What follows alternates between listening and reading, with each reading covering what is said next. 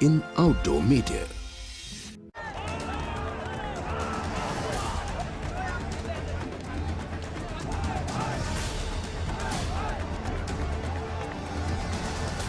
क्या हुआ आपको?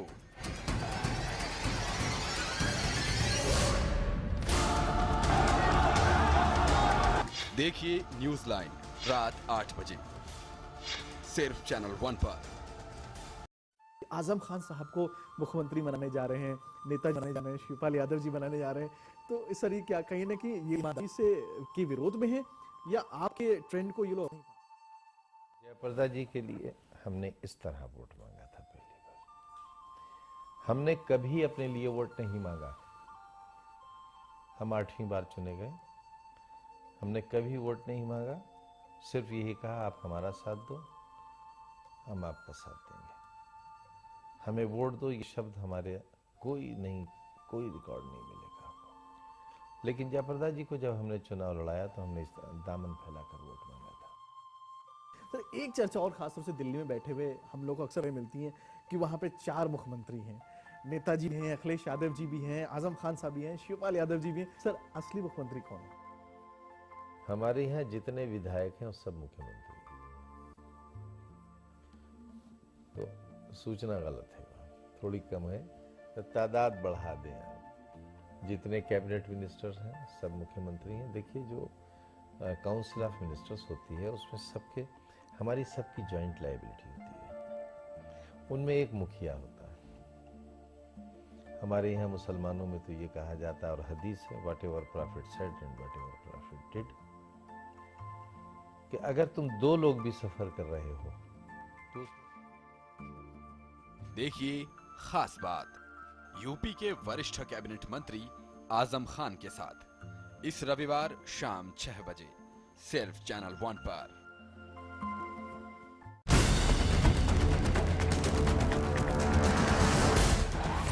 यूपी के 75 जिलों का पूरा हाल,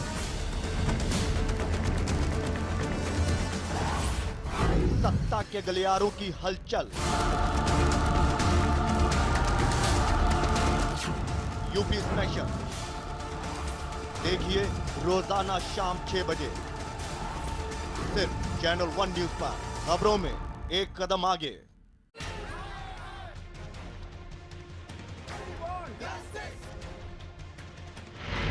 जब देश में हो बदलाव की बयार, जब कटघरे में हो सरकार, जब लोकतंत्र पर हो संकट और जनता मांगे अधिकार, तो करनी होगी देश की बात। देखिए रविवार शाम 7 बजे और रात 10:30 बजे सिर्फ चैनल 1 पर।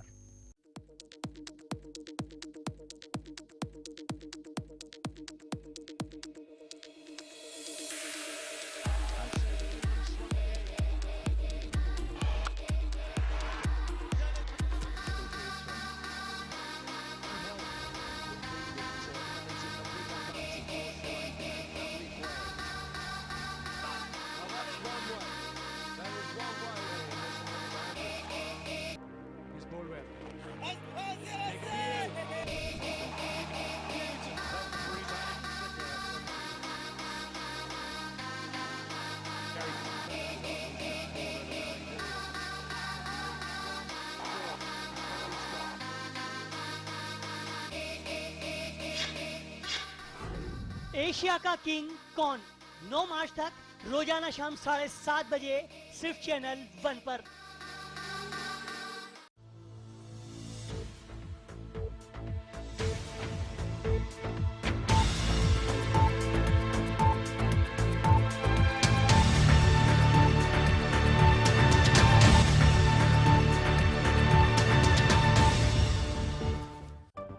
हेडलाइंस के प्रायोजक हैं केश किंग आयुर्वेदिक तेल, the king of hair oil.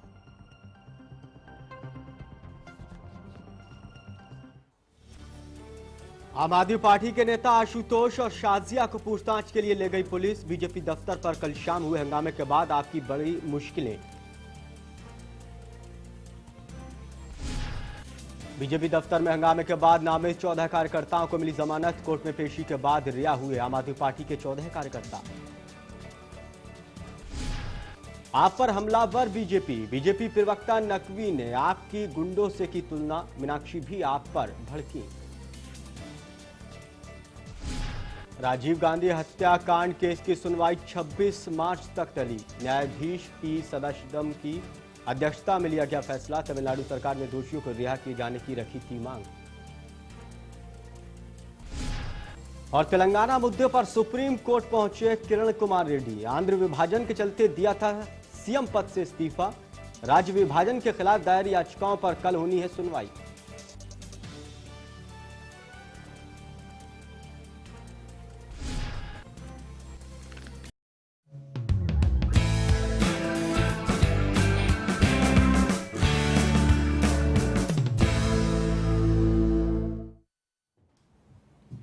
नमस्कार, मैं हूं वंदना चंदेल। बहुत बहुत स्वागत आप सभी का। आप देख रहे हैं न्यूज लाइन। कल भारतीय जनता पार्टी के ऑफिस के बाहर जिसने भी नजारा देखा वो हैरत में पड़ गया।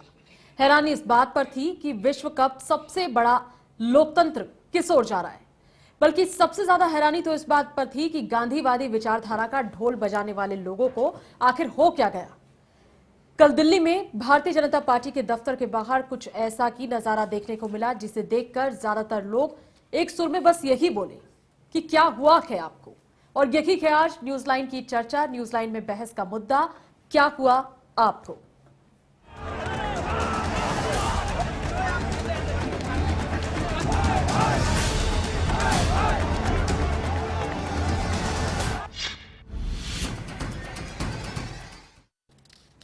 अब कहना ही पड़ रहा है, चीजें इतनी बदली और बदलाव भी अच्छे नहीं रहे। ऐसा लग रहा है कहीं कोई खामी रह गई और इसीलिए कहना पड़ रहा है कि क्या हुआ है आपको। करीब 4 दशक पहले महान कवि नागार्जुन ने इमरजेंसी के दौरान पूर्व प्रधानमंत्री इंदिरा गांधी के बारे में कुछ कहा था और अब अरविंद केजरीवाल और उनकी पार्टी के बारे में भी कुछ ऐसा ही कहा जा रहा है। न केवल कहा जा रहा है बल्कि बहुत ही गंभीर सवाल भी अब आम आदमी पार्टी को लेकर उठने लगे हैं।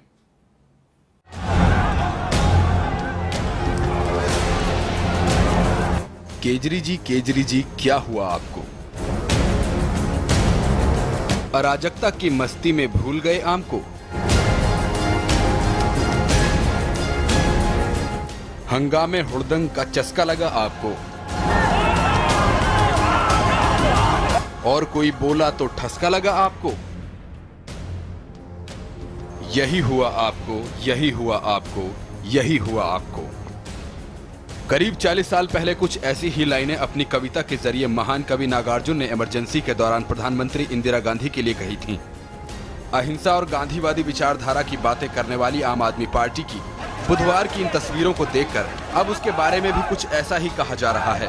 ये तस्वीरें तो यही कह रही हैं कि मानो आम आदमी पार्टी को हुड़दंग और हंगामे का चस्का सा लग गया है। मानो बिना हंगामे और हुड़दंग के उसे कुछ हजम ही नहीं होता। ऐसा लग रहा है कि आम आदमी को अपना आधार बनाने वाली पार्टी अब आम आदमी को ही भूलकर मानो अपनी राह से भटकती जा रही है। ऐसे में उद्देश्य और परिणाम की बातें करना ही बेकार है। लेकिन आम आदमी की इस पार्टी के रवैये से गंभीर सवाल जरूर खड़े हो गए हैं। आखिर हिंसा में क्यों लिप्त हुई आप? क्यों अपनी विचारधारा से भटक रही है आप? इससे आखिर क्या हासिल करना चाहती है आप? आम आदमी को क्या मैसेज दे रही है आप? क्या इन सब बातों से आपकी छवि बेहतर होगी? निश्चित ही ये तस्वीरें तो यही कह रही हैं कि इन सब से न तो आम आदमी पार्टी की लोकप्रियता बढ़ने जा रही है और न ही ये सब करतूतें उसके वोटों की संख्या में इजाफा करेंगी।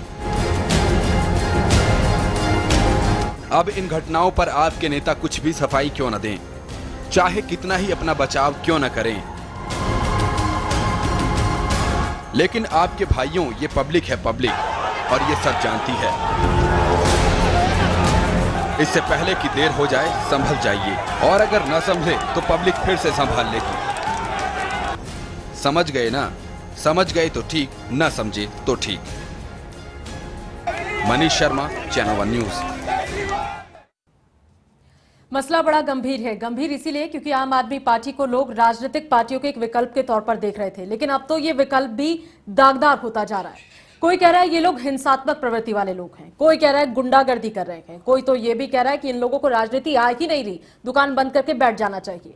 कोई ये कह रहा है कि जनता से खिलवाड़ कर रहे हैं, कोई ये कह रहा है शिष्टाचार भूल गए, कोई ये कह रहा है कि अब तो ये आपस में सड़क पर लड़के वोटों की लड़ाई कभी किसी पार्टी के साथ कभी किसी पार्टी के साथ कर रहे हैं। ऐसी स्थिति आ क्यों गई और आपको हुआ क्या क्या? आम आदमी पार्टी को क्या हो गया? अरविंद केजरीवाल को क्या हुआ? उनकी सोच को क्या हुआ? यही चर्चा का विषय है और इसी चर्चा को आगे बढ़ाएंगे अपने कुछ खास मेहमानों के साथ।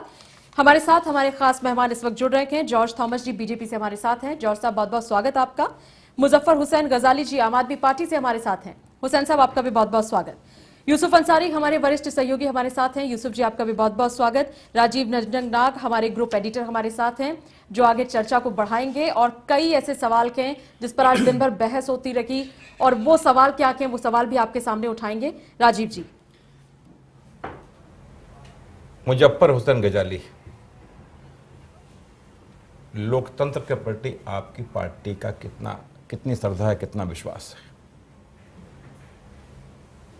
लोकतंत्र के कायम करने के लिए ही ये पार्टी वजूद में आई थी और हम ये महसूस कर रहे थे कि जो लोकतंत्र है, देश में लोकतंत्र या आपके पार्टी में लोकतंत्र कायम करने के बारे में? जी, देश में लोकतंत्र की बात कर रहे हैं। अच्छा, वो खत्म हो गई थी। पार्टी के अंदर लोकतंत्र है, उसमें कोई शक शुबा नहीं है और हम ये देख रहे थे कि लेकिन जिस पार्टी में लोकतंत्र की बात आप कर रहे हो, उस पार्टी में लोकतंत्र के परिभाषा रोज नए तरीके से पेश किए जा रहे हैं। कभी डंडे से, कभी पत्थर से, कभी कुर्सी से, कभी पानी के बौछार से, कभी हंगामे से।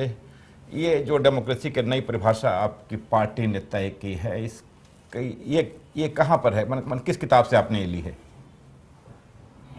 देखिए, संविधान के किन आयतों में इन तमाम चीजों का जिक्र है? आम आदमी पार्टी, ये तो आप जानते हैं कि आंदोलन से उभरी है। जी जी जी। और आंदोलन के जरिए ही आम आदमी पार्टी पॉलिटिक्स में आई है। जी, हम कोई पॉलिटिक्स करने वाले लोग नहीं थे। जी जी जी। हमको कहा गया कि आप पॉलिटिक्स में आइए, लोकपाल लाइए, भ्रष्टाचार मिटाइए, ये सब आप राजनीति में आकर करिए। अब आप ये भी जानते हैं, आपको पश्चाताप इस पार्टी में जो कुछ हो रहा है, पार्टी के अंदर और बाहर जो तरीके अपना रहे हैं आपके पार्टी के नेता, जो पार्टी के अंदर जो कुछ एक जमात के रूप में जो कुछ हो रहा है, आपको पार्टी में शामिल होने का पश्चाताप है? नहीं, बिल्कुल नहीं है। आपके अनुरूप सारे काम हो रहे हैं? देखिए, बिल्कुल पश्चाताप नहीं है पार्टी में शामिल होने का। पार्टी में जो कुछ हो रहा है उससे आप सहमत हैं? पार्टी में जो कुछ हो रहा है, इसमें कुछ एक विषय है जिसकी तरफ मैं आपकी तवज्जो दिलाना चाहूंगा जी, कि पहले दिन से जब से पार्टी वजूद में आई है, कुछ ऐसी पार्टियां हैं जो आम आदमी पार्टी को बदनाम करना चाहते हैं, उसके लोगों को बदनाम करना चाहते हैं। अच्छा, वो खुद और बदनाम जो कल की घटनाएं हुई हैं, इनमें भी कहीं ना कहीं उन तत्वों का हाथ है जो आम आदमी पार्टी की छवि को बिगाड़ना चाहते हैं। क्योंकि पहली बार हिंदुस्तान की तारीख में, इतिहास में एक ऐसा ग्रुप उठकर आया है जो आम आदमी की बात कर रहा है, आम लोगों के साथ जुड़ रहा है। खुद मोदी जी के इलाके में गजाली जी अपनी पार्टी के पक्ष में आपने बहुत अच्छी बात कही। आपने कहा हमारी पार्टी भ्रष्टाचार मिटाने आए थे, आप लोग वो नहीं कर पाए। आपने कहा हम जन लोकपाल लेने आए थे, आपने वो भी नहीं किया। आपने कहा हम अच्छी राजनीति करने आए हैं, राजनीति तो आप खुद छोड़ के भाग गए, वो सबने देखा। क्या कर रही है आपकी पार्टी, ये जग जाहिर है। जॉर्ज थॉमस जी हमारे साथ बीजेपी से हैं। थॉमस साहब, आप जरा मुझे बताएं कि बीजेपी बहुत पुरानी पार्टी हो गई आम आदमी पार्टी से अगर मुकाबला करें तो, बड़े शिष्टाचार, सुशासन, बहुत अच्छी बातें करते हैं। बहुत पुरानी नहीं हुई है, मात्र 33 ईयर ओल्ड पार्टी है। नहीं, आम आदमी पार्टी के कंपैरिजन में उम्र जो है ना, तो आप लोग अब नाबालिग रहे हैं और उससे काफी बढ़िया स्थिति है। ठीक है, लेकिन हम बीजेपी की बात कर रहे हैं। जी, तो जॉर्ज थॉमस साहब, ये जो आप लोगों ने किया दफ्तर के बाहर, ये जो एक्शन पे रिएक्शन किया, वो भी प्रदर्शन कर रहे थे, आप लोगों ने भी पत्थर उठा लिए और पत्थरबाजी की, फिर आप कंप्लेन करने पहुंच गए, मुख्तार अब्बास नकवी जी भी गए, श्याम जाजू जी भी गए, बहुत से और लोग गए। नहीं, वंदना, अगर आप लोग क्या कर रहे थे? वंदना, अगर इन तमाम चीजों के बारे में सिर्फ एक लाइन में ये पूछें जी कि जॉर्ज थॉमस, कल अशोका रोड पर जो शाम में रंगारंग कार्यक्रम हुआ भारतीय जनता पार्टी और आपके बीच में, उसको आप किस रूप में देखते हैं? वो लोकतंत्र की कौन सी परिभाषा है जहां दोनों ने एक दूसरे के साथ जो कुछ भी किया पूरा देश देख रहा था? देखिए, भारतीय जनता पार्टी ना तो बाहर थी, ना ही प्रदर्शन में शामिल थी। जब आम आदमी पार्टी के कार्यकर्ता वहां पर आए और ये पूरी सुनियोजित एक प्रोग्राम के साथ ही आए थे, इनका मकसद था अपने आप को टीवी चैनल्स पे हाईलाइट करना। पहले भी इन्होंने ये किया और अब भी यही कर रहे हैं कि अपने आप को हाईलाइट करना चाह रहे हैं ताकि इनकी प्रसिद्धता बढ़ती जाए और लोकसभा चुनाव में ये अपने आप को आगे से आगे बढ़ा सके। मेरा ये कहना है, कल जो घटना घटी, भारतीय जनता पार्टी या कोई ऐसी हवा नहीं चली जो आम आदमी पार्टी को लेकर के पार्टी दफ्तर के सामने आई। ये लोग वहां पर सुनियोजित ढंग से वहां पर आए और इनके हाथों में पूरे तरीके से तैयार थे, क्योंकि इनके पास एक मैसेज मिशन है।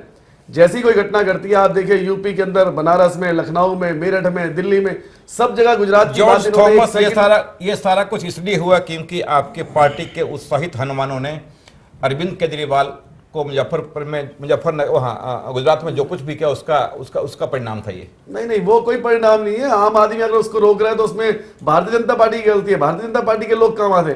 इनको तो सिर्फ जॉर्ज थॉमस, क्या आपको लगता है अरविंद केजरीवाल कहीं जा रहे हैं और कोई आम आदमी आके उन्हें रोक देगा? बिल्कुल रोक सकता है। भारतीय जनता पार्टी के लीडरों को रोक जाता है, कांग्रेस के लीडरों को काले झंडे दिखाए जाते हैं। ये कोई इशू नहीं है कि अगर आप काले झंडे दिखा दे तो आप भारतीय जनता पार्टी के कार्यालय पे आकर धरना प्रदर्शन और मारपीट की नौबत है। और मैं तो आज आम आदमी पार्टी को आम आदमी पार्टी ना करके अराजकता आदमी पार्टी का नाम देना चाहूंगा। ज्यादा तो आपके कार्यालय के बाहर कोई प्रदर्शन करेगा तो आप लोग उसे पीटना शुरू कर देंगे? पीटा कोई ना है जी, अपने आप पत्थर वगैरह भेजे, कुर्सी फेंके, ये चलता है इतना तो फिर आपके यहाँ। वो तो नेचुरल है। अगर अच्छा, ये नेचुरल है, ये नेचुरल है। गाली देगा, मारेगा, पथराव करेगा तो बचाओ तो आदमी। यूसुफ अंसारी, जॉर्ज थॉमस जो कह रहे हैं कि पिछले 1 महीने से अखबारों के पन्ने से आप पार्टी गायब है, फिर से चर्चा में लाने के लिए उन्होंने ये हरकत की है। क्या लगता है कि यही है सच?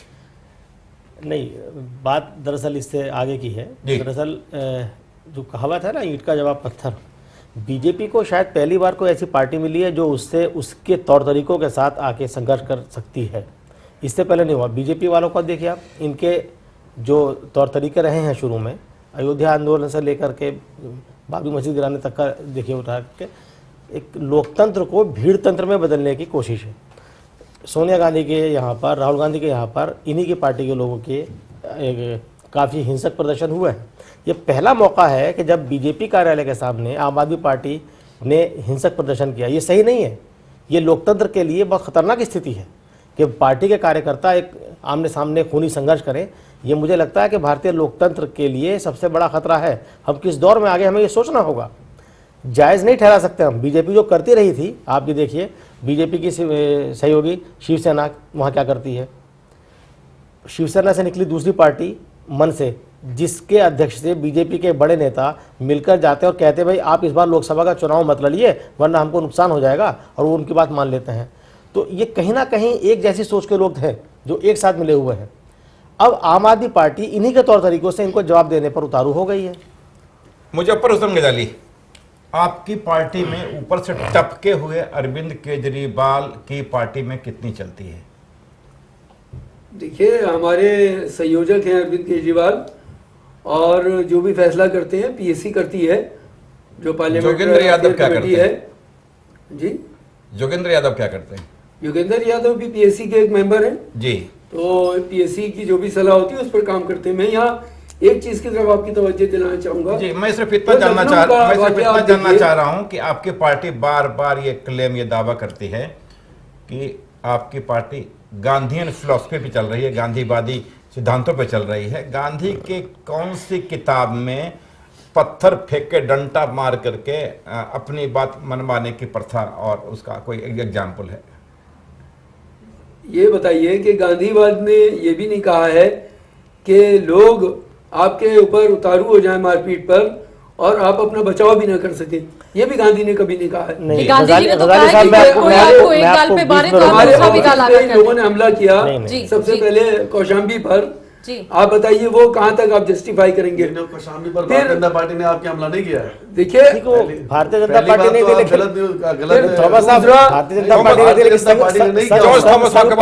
सदस्य था वो भी। देखिए, वो भी इनके घटक दल है, उन्होंने हमला किया।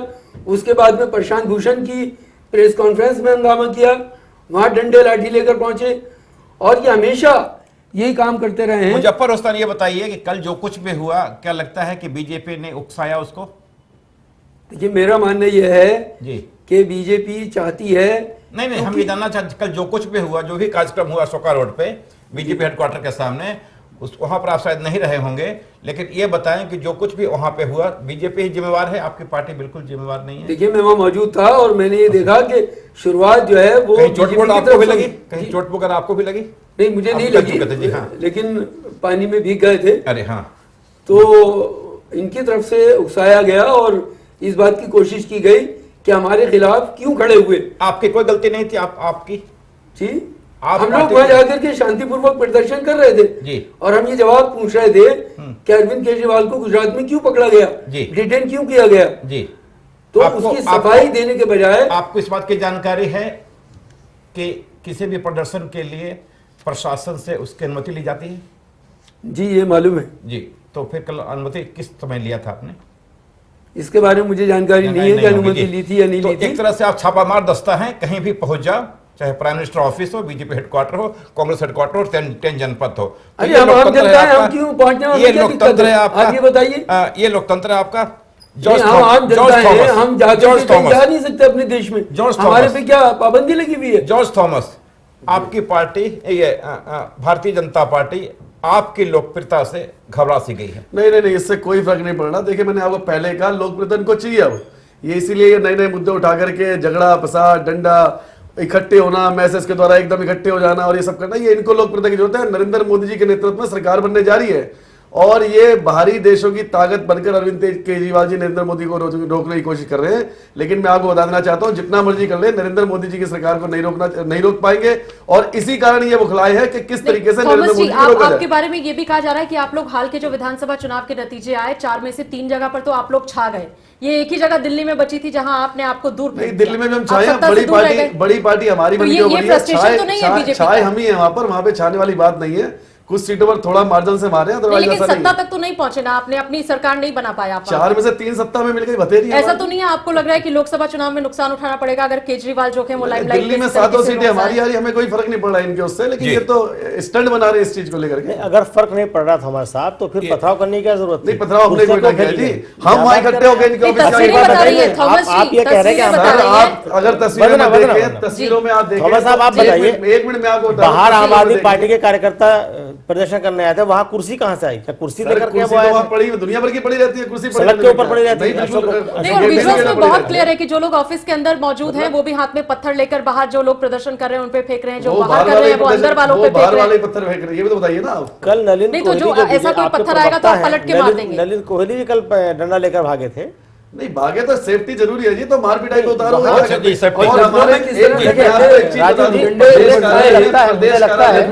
हमें इसके और थोड़ा रूट कॉज जाना पड़ेगा। राष्ट्रीय कार्यालय अगर हम बात करें, एक मिनट देखिए शुरुआत कैसे होती है। अरविंद केजरीवाल गुजरात में जाते हैं झाड़ू यात्रा शुरू करने के लिए 4 दिन का, और जब चुनाव का ऐलान हो जाता है तो वो कहते हैं साहब हम स्टडी टूर पर आए थे। ये अपने आप में एक गुमराह करने वाला बयान है। इसलिए बयान है कि सबको पता था 5 तारीख को चुनाव आचार संहिता लगेगी। एक दिन पहले खबर आ चुकी थी कि सुबह 10:30 बजे चुनाव आयोग की प्रेस कॉन्फ्रेंस होगी, और ये ट्रेडिशन है हमारे यहाँ पर कि जैसे ही चुनाव का ऐलान होता है, चुनाव आयोग के जो मुख्य चुनाव आयोग चुनाव की घोषणा करने के लिए कुर्सी पर बैठते हैं, उसी वक्त से चुनाव आचार संहिता लागू हो जाती है जी। हमने देखा तस्वीरों के अंदर, वीडियो के अंदर, अरविंद केजरीवाल पुलिस वाले जो पूछ रहे हैं आप मॉडल कोड ऑफ कंडक्ट आप मुझे मत समझाइए, उनकी भाषा ही आप अपने आप में आपत्तिजनक है। यानी कुल मिलाकर के आम आदमी पार्टी के संयोजक ने एक ऐसा माहौल जानबूझ के क्रिएट किया ताकि उसका एक कहीं ना कहीं कोई ना कोई लाभ लिया जा सके, और उसके बाद एसएमएस का दौर शुरू हुआ। अंसारी जी जो आप कह रहे हैं, मुझे लगता है इस बीच हमारे साथ विदित चौधरी जुड़ रहे हैं कांग्रेस से। विदित चौधरी, बहुत बहुत स्वागत आपका चैनल 1 न्यूज पर। और इसी के साथ जो चर्चा हो रही थी आज वो इस मुद्दे पर कि आखिर आपको क्या हो गया, आम आदमी पार्टी को क्या हो गया, ये हर जगह कैसा माहौल बना रहे हैं, क्या कोशिश कर रहे हैं। अब तक की चर्चा में जो बात सामने आ रही है विदित जी, अरविंद केजरीवाल लाइमलाइट में आने के लिए, अपने आप को हाइप दिलाने के लिए बार बार ऐसी कोशिशें करते हैं, या वो कहीं हंगामा कर देते हैं, कहीं प्रदर्शन कर देते हैं, कहीं कुछ। आपका क्या रिएक्शन कल वाली घटना पर खासकर? निश्चित रूप से वंदना जी, मैं एक बात यहाँ पर कहना चाहूँगा कि जिस तरीके से कल की घटना हुई, इसके लिए अरविंद केजरीवाल जी के साथ साथ में भारतीय जनता पार्टी भी इतनी ही दोषी है जितने अरविंद केजरीवाल जी हैं। क्योंकि जब इनको पता था कि अरविंद केजरीवाल जी गुजरात के अंतर्गत झाड़ू यात्रा कर रहे हैं, पोलखोल यात्रा कर रहे हैं, और वो अहमदाबाद से चलकर 250 किलोमीटर का सफ़र तय करते हैं, पाटन में पहुंचते हैं। एक बहुत बड़ा हंजूम, बहुत बड़ी भीड़ उनके साथ में पाटन में, राधनपुर, सातलपुर में पहुंचती है। इससे पहले भी यूथ कांग्रेस ने वहाँ पर डेमोन्स्ट्रेशन किया था उस हॉस्पिटल में, क्योंकि वहाँ पर डॉक्टरों की नियुक्तियाँ नहीं हैं। तो उनको लगा कि भारतीय जनता पार्टी और विशेषकर नरेंद्र मोदी जी जिस तरीके से गुजरात में विकास की बात करते हैं, युवक कांग्रेस ने पोल खोल पदयात्रा के माध्यम से उसकी पोल पिछले 18 जनवरी नहीं से तो आप लेकर 8 फरवरी कहना क्या चाह रहे हैं खोली। विदित जी, कहना क्या चाह रहे हैं? मेरा कहने का मतलब वंदना जी सीधा सीधा ये है कि जिस तरीके से राजनीति भारतीय जनता पार्टी और आम आदमी पार्टी के लोग कर रहे हैं, निश्चित रूप से लोकतंत्र के लिए बहुत बड़ा खतरा है। इस तरीके की राजनीति नहीं होनी चाहिए और इस तरीके की राजनीति को सही भी लोग नहीं मानते हैं। और आने वाले लोकसभा के चुनाव में दोनों पार्टियों को, भारतीय जनता पार्टी को और आम आदमी पार्टी को, लोग सबक जरूर सिखाएंगे। विजय चौधरी, आपका ये आकलन है कि आने वाले चुनाव में बीजेपी और आप पार्टी को सबक सिखाएंगे जी।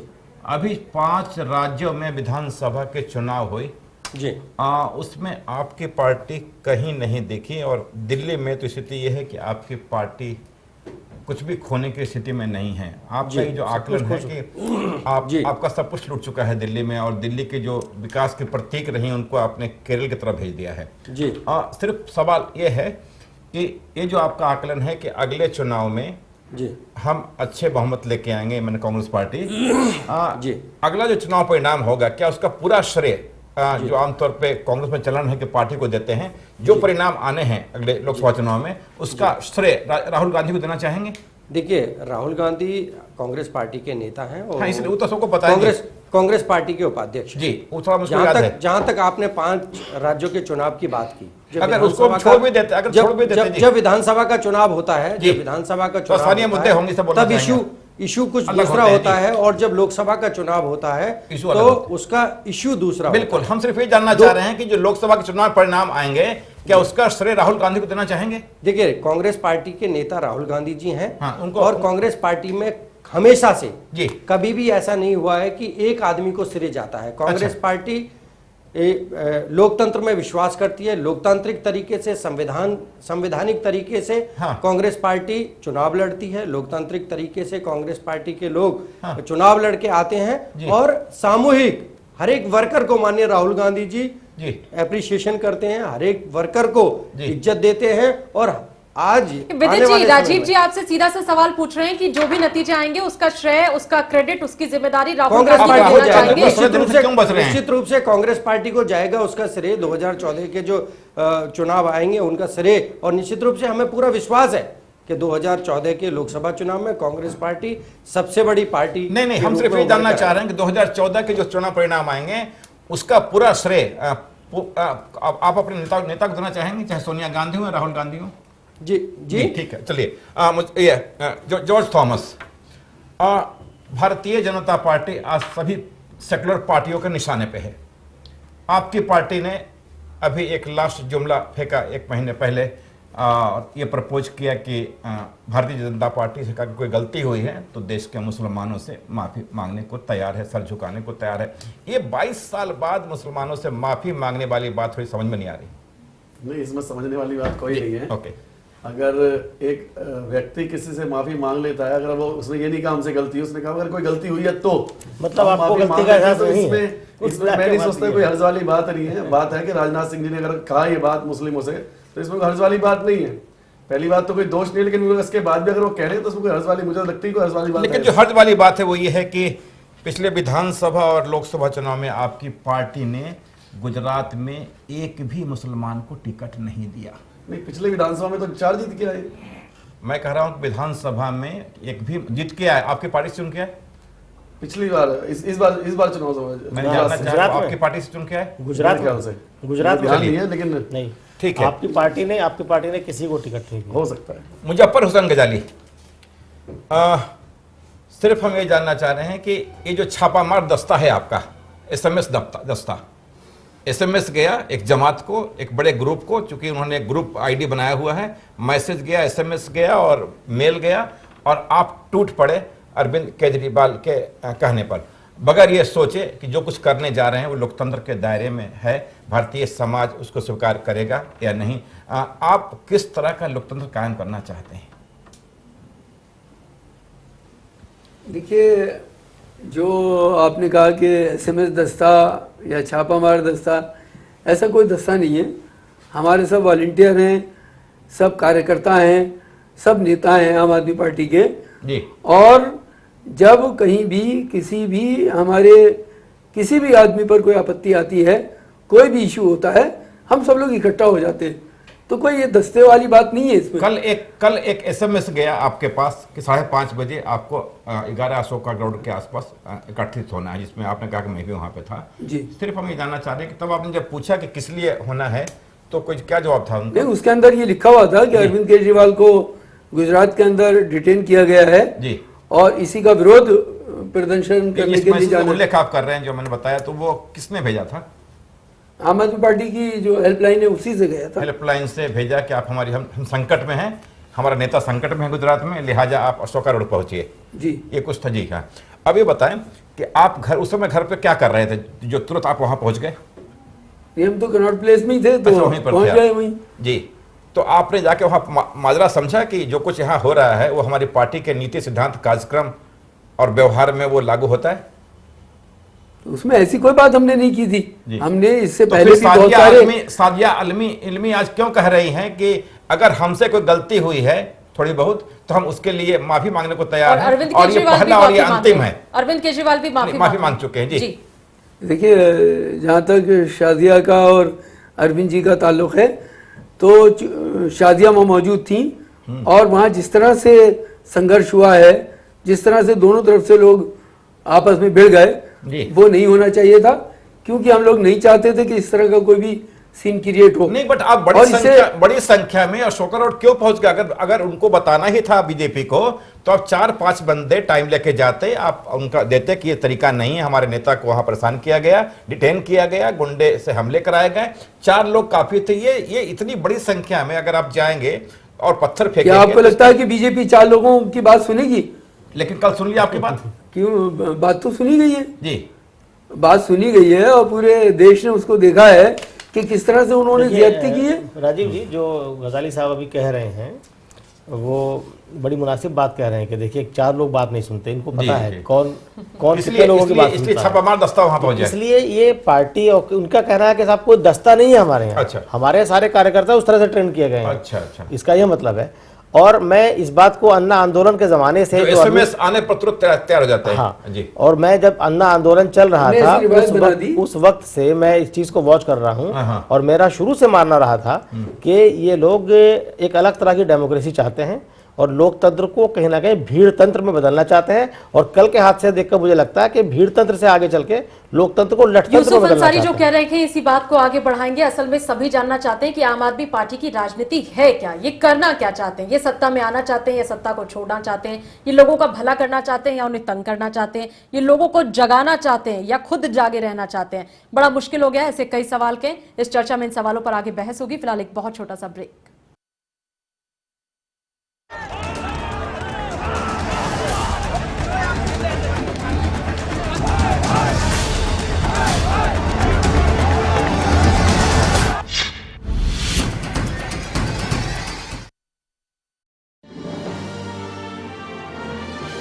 Global advertisers scaling new heights in outdoor media.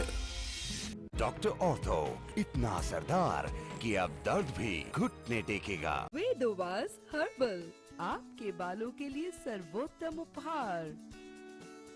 वेदोवास herbal products. Global advertisers scaling new heights in outdoor media.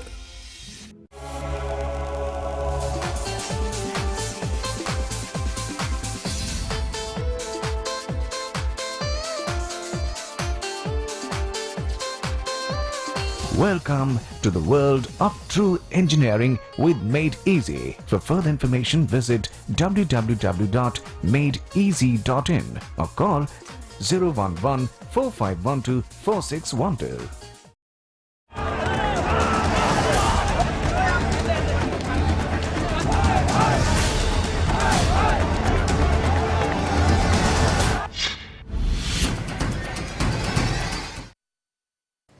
क्या हुआ आपको जनाब, कैसे हुआ ये सब कुछ, कैसे ये चीजें बदलती जा रही हैं? आप कहां थे और कहां किस दिशा में जा रहे हैं? भारत के लोग अब जानना चाहते हैं अरविंद केजरीवाल से और उनकी पार्टी से। लगातार हमारे पैनल में हमारे खास मेहमान मौजूद हैं। हमारे साथ जॉर्ज थॉमस बीजेपी से हैं, गजाली साहब आम आदमी पार्टी से हैं, यूसुफ अंसारी हमारे वरिष्ठ सहयोगी हैं, विदित चौधरी कांग्रेस से हमारे साथ हैं और साथ ही चैनल 1 के ग्रुप एडिटर राजीव रंजन नाग इस वक्त हमारे साथ हैं। राजीव जी, जिस तरीके से आप लोग चर्चा कर रहे थे, ब्रेक पर जाने से पहले हम ये बात कर ही रहे थे, ये राजनीति है क्या? जी विदित, जो कुछ भी कल अशोका रोड पे हुआ, क्या उसे आप कहेंगे कि एक रंगारंग कार्यक्रम था लोकतंत्र का, और लोकतंत्र का की परिभाषा वहां तय की जा रही थी? कहना वो एक ठीक नहीं होगा, लेकिन जिस तरीके से भी कल जो अशोका रोड पे हुआ, नहीं, गजाली कह रहे हैं कि हम तो लोकतंत्र को जीवित करने गए थे। नहीं, बिल्कुल लोकतंत्र को जीवित इस तरीके से नहीं किया जा सकता, और यदि इस तरीके के लोकतंत्र को जीवित करने की परिभाषा है तो निश्चित रूप से एक चिंता का विषय है। चाहे भारतीय जनता पार्टी हो, चाहे आम आदमी पार्टी हो, जिस तरीके से ये आज परिभाषित कर रहे हैं लोकतंत्र को, निश्चित रूप से एक चिंता का विषय है। विदित चौधरी, आप लोग तो लोकतंत्र की रक्षा करते रहे हैं, आपको कांग्रेस का कोई ऐसा मामला याद नहीं आता जब आपने इस तरीके का माहौल बनाया हो लोकतंत्र का, आपने डेमोक्रेसी का उल्लंघन कर दिया हो? ऐसा कोई दृश्य, कोई तस्वीर, कोई तारीख आपको याद आती है? आपको आइडिया होगा। देखिए, कांग्रेस पार्टी हमेशा लोकतंत्र में विश्वास करती है, संविधान में विश्वास करती है, कानून में विश्वास करती है। इसीलिए आपने बाबा रामदेव पर रात को 3 बजे हमला करा के भगा दिया दिल्ली से। हमने बाबा रामदेव पर कोई हमला नहीं कराया। बाबा रामदेव खुद भागे। बाबा रामदेव खुद भागे। वो तो आए थे बैठने। महिलाओं के कपड़े पहन के बाबा रामदेव खुद भागे हैं। हमने बाबा रामदेव को नहीं भगाया। विदित चौधरी को विदित नहीं है कि कुछ साल पहले यूथ कांग्रेस के लोगों ने बीजेपी कार्यालय पे जाके आगजनी की थी, और उस पर अभी केस चल रहा है बाकायदा। यूसुफ भाई, मैं उस प्रोग्राम में था, और कांग्रेस पार्टी के साथियों ने कहीं पर भी जाके ना कोई आगजनी करी थी, ना कोई तोड़फोड़ की थी। देखिए, इंडियन यूथ कांग्रेस रणदीप सिंह सुरजेवाला 2004 का वाकया है। रणदीप सिंह सुरजेवाला जी के नेतृत्व में एक डेमोन्स्ट्रेशन यूथ कांग्रेस के साथी कर रहे थे। यूथ कांग्रेस के साथियों पे भारतीय जनता पार्टी की सरकार थी, यूथ कांग्रेस के साथियों पे बर्बरता पूर्वक लाठीचार्ज किया गया था, और भारतीय जनता पार्टी के लोग कांग्रेस के कार्यालय पे आए थे। थॉमस जी, आपके कार्यालय के आसपास जो भी आएगा या आपके खिलाफ प्रदर्शन होगा तो आप लोग ऐसा ही ट्रीटमेंट देते हैं उसे, चाहे वो आम आदमी पार्टी हो या कांग्रेस हो? नहीं, ऐसा नहीं है। अगर पहले भी डेमोन्स्ट्रेशन हुआ, पर ये पहली बार इन्होंने जो किया उसका इनको फल भुगतना पड़ा। नहीं, लेकिन अभी तो विदित चौधरी हमें बता रहे हैं कि आप लोगों ने बड़ा बर्बरतापूर्ण व्यवहार किया। कह सकते हैं अपने डेमोन्स्ट्रेशन भूल चुके हैं सारे के सारे, अब इनको क्या याद दिलाएं? ये आपके हिसाब से ठीक है? डेमोन्स्ट्रेशन का ये तरीका ही ठीक है, थोड़ा तुम मार लो, थोड़ा हम मार लें, इसी से चीजें बनेगी, इसी से बात बनती है? नहीं, मेरा ये कहना नहीं है मार लो, लेकिन कल जो हुआ वो हमारी तरफ से नहीं हुआ। आप ये कह दीजिए कि बीजेपी की तरफ से किसी ने कोई रिएक्शन नहीं दिया?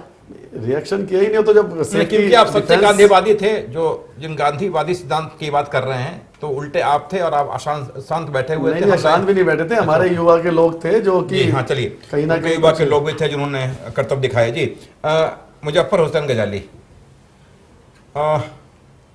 आपके पार्टी के 2 नेताओं के खिलाफ FIR हुआ है। 3 प्रोफेसर अनंत कुमार भी, साजिया अलवी और आशुतोष। उन्होंने कहा कि जो कुछ भी हुआ कल अशोका रोड पे, ये पहली बार और आखिरी बार हुआ है। ये क्यों कहना पड़ा उन्हें? क्यों? अब इसके बाद यदि लोकतंत्र को जीवित करना है, एक्टिवेट करना है, तो फिर क्या करेंगे, क्या तरीका अपनाएंगे?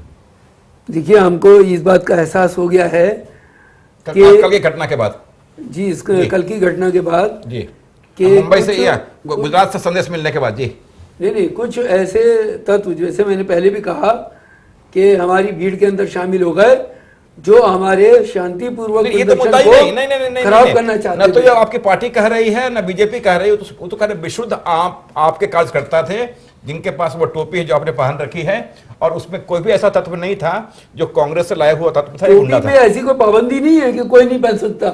आप भी अगर चाहें तो। आप नई बात ये कह रहे हैं कि जो कुछ भी हुआ उसमें गुंडे शामिल थे, तो फिर आपके पार्टी के नेता साजिया अलवी ये क्यों कह रही हैं कि ये आखिरी बार था, वैसा नहीं होगा? देखिए, PSC ने रात मीटिंग की है, और PSC की मीटिंग में तय हुआ है कि हम इस तरह का। PSC के चेयरमैन तो दिल्ली में है नहीं, लेकिन बात हुई है, वो वीडियो कॉन्फ्रेंसिंग के जरिए मीटिंग हुई है, उनका खड़ा था वहां पे, और मीटिंग के बाद में ये तय किया है कि हम अभी प्रदर्शन इस तरह का नहीं करेंगे जिससे कि कोई इस तरह का माहौल खराब हो। तो आप मानते हैं कि आप लोगों की गलती हुई, इस तरीके की राजनीति नहीं करनी चाहिए और इस तरीके की चीजें होनी नहीं चाहिए, ऐसा मानते हैं आप गजाली जी? देखिए, हमने कोई गलत इंटेंशन से कोई कदम नहीं उठाया था। इंटेंशन सही था, वहां जाकर के इनको लगा कि यही तरीका है और वहां जाकर के जिस तरह से मुझे लगता है कि इसके कुछ और पहलू है, मैं उस पर भी चर्चा करनी चाहिए। बताइए। पुलिस ने आज कार्रवाई की, अभी तक ये साफ नहीं हो पाया है कि पुलिस की जो कार्रवाई है वो बीजेपी की शिकायत के बाद हुई है या पुलिस ने सू मोटो कॉग्निजेंस लिया है। जी नहीं, तो दिल्ली इलेक्शन कमीशन ने दिल्ली पुलिस से ये मांगा है कि मुझको 24 घंटे के अंदर बताएं कि ये कल कैसे कुछ क्या हुआ, उसके रिपोर्ट दें। तो दिल्ली पुलिस ने पूछताछ की है, अब उसको कंपेयर करेगी वीडियो से, जो वीडियो बीजेपी ने उपलब्ध कराए हैं और जो वीडियो पुलिस ने बनाए हैं, उसके बाद आगे कार्रवाई होगी। इसलिए लोगों को भी अरेस्ट नहीं किया। मेरा कहना दूसरा है, वो तो इलेक्शन कमीशन ने संज्ञान लिया और इलेक्शन कमीशन ने संज्ञान लिया, लेकिन उससे पहले दिल्ली पुलिस कार्रवाई कर चुकी थी। 14 लोगों की गिरफ्तारी उन्होंने आम आदमी पार्टी के कार्यकर्ताओं की है। जो सवाल इसमें उठ रहा है वो ये उठ रहा है कि पत्थरबाजी दोनों तरफ से हुई है। आम आदमी पार्टी का कहना है कि बीजेपी कार्यालय के अंदर से पत्थर फेंके गए, तो फिर सिर्फ एक पार्टी के कार्यकर्ताओं पर कार्रवाई क्यों की गई है पुलिस ने? और उसने बीजेपी के कार्यकर्ताओं की तरफ से जो पत्थर फेंके, जो कि वीडियो में दिख भी रहा है, कुर्सी अंदर से फेंकी गई, डंडे अंदर से फेंके गए, पत्थर अंदर से फेंके गए, तो उनके खिलाफ कार्रवाई दिल्ली पुलिस क्यों नहीं कर रही है? दिल्ली पुलिस का जो पक्षपातपूर्ण रवैया है, इस पर भी हमें थोड़ा सा नहीं, मुझे लगता है कि शायद दिल्ली पुलिस उस वीडियो की तलाश कर रही है, उस वीडियो को जांच कर रही है जिसमें जिन लोगों ने पार्टिसिपेट किया कल के इस हिंसा में, उसमें कौन कौन शामिल है, उसके बाद वो कार्रवाई करेगी। आम आदमी पार्टी के कई लोग जख्मी हुए हैं कार्यकर्ता, और शायद कुछ लोग 2 MLA हमारे जख्मी हुए। अगर वो जाहिर सी बात है आप लोग नहीं पहुंचे शिकायत कराने? गजाली जी, आप लोग नहीं पहुंचे कहीं शिकायत कराने बीजेपी की? आपने क्यों नहीं तहरीर दी? आम आदमी पार्टी पर एक सवाल खड़ा होता है कि अगर आपके ऊपर इतना कातिलाना हमला बीजेपी की तरफ से हुआ है तो आप लोगों ने शिकायत क्यों नहीं की? पता था कि हम आप लोगों ने चुनाव आयोग में शिकायत क्यों नहीं की? आपके नेता प्रशांत भूषण कह रहे हैं हम मामला सुप्रीम कोर्ट में ले जाएंगे। अरे सुप्रीम कोर्ट का तो अभी मामला ही नहीं बनता है, अभी तो बनता है कि आपके ऊपर अगर हमला किया तो आप चुनाव आयोग से शिकायत कीजिए कि भाई पुलिस कार्रवाई करे, उसके खिलाफ क्यों नहीं कर रहे हैं? उसके खिलाफ कार्रवाई की बात चल रही है और वो चल रही है, आप लोग पहुंचे नहीं। वंदना, मुझे लगता है कि तकनीकी खामी है, क्योंकि इन्होंने प्रदर्शन करने से पहले पुलिस की परमिशन नहीं ली थी, तो इसलिए सवाल उठेगा कि भाई बिना परमिशन के आप लोग वहां क्या करने गए थे? जॉर्ज थॉमस जी से एक सवाल राजीव जी पूछ रहे हैं। राजीव जी, आप कहें। George Thomas, Bharatiya Janata party दफ्तर के अंदर कहीं कोई कंस्ट्रक्शन चल रहा है, कभी आप गए? राष्ट्रीय कार्यालय में चल रही है जी हाँ, इसलिए पत्थर उपलब्ध। पत्थर तो खुद भी लेके आए थे साथ में।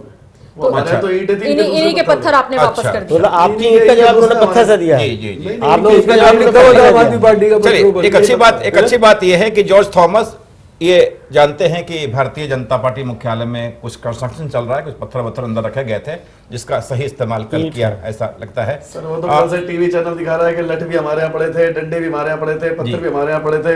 किस तरह से जॉर्ज थॉमस, अगर विनीत की ही बात मान लेते हैं कि जो कुछ हुआ दुर्भाग्यपूर्ण है, ये बताएं कि अगर आप पार्टी के लोग पत्थर लेके आए थे, डंडे लेके आए थे, इन्होंने हमला किया, तो उसके जवाब में आपको हमलावर होने की क्या जरूरत है? क्योंकि आप भी तो कहते हैं कि हम दूसरी पार्टियों से अलग हमारा चरित्र है। नहीं हो सकता है कि भारतीय जनता पार्टी के लोग ना, मैं वहां मौजूद नहीं था, बाहर आज हजारों आदमी बाहर खड़ा रहता है, वहां पर सामने हुड्डा जी कोठी, वहां हजारों आदमी खड़ा रहता है। अब पता नहीं इनके ऊपर हमला किसने किया, भारतीय जनता पार्टी के लोगों ने किया या जो बाहर खड़े थे? अच्छा, वो ये कह रहे हैं कि चीजें इसलिए बिगड़ गई क्योंकि गुंडे घुस गए। आप ही कह रहे हैं जी इनके ऊपर पलटवार तो हो गया, लेकिन हमारे यहाँ भी तो हजारों आदमी, आजकल तो चुनाव का माहौल है, हजारों आदमी बाहर का आया हुआ। बहुत अच्छा, बहुत अच्छा।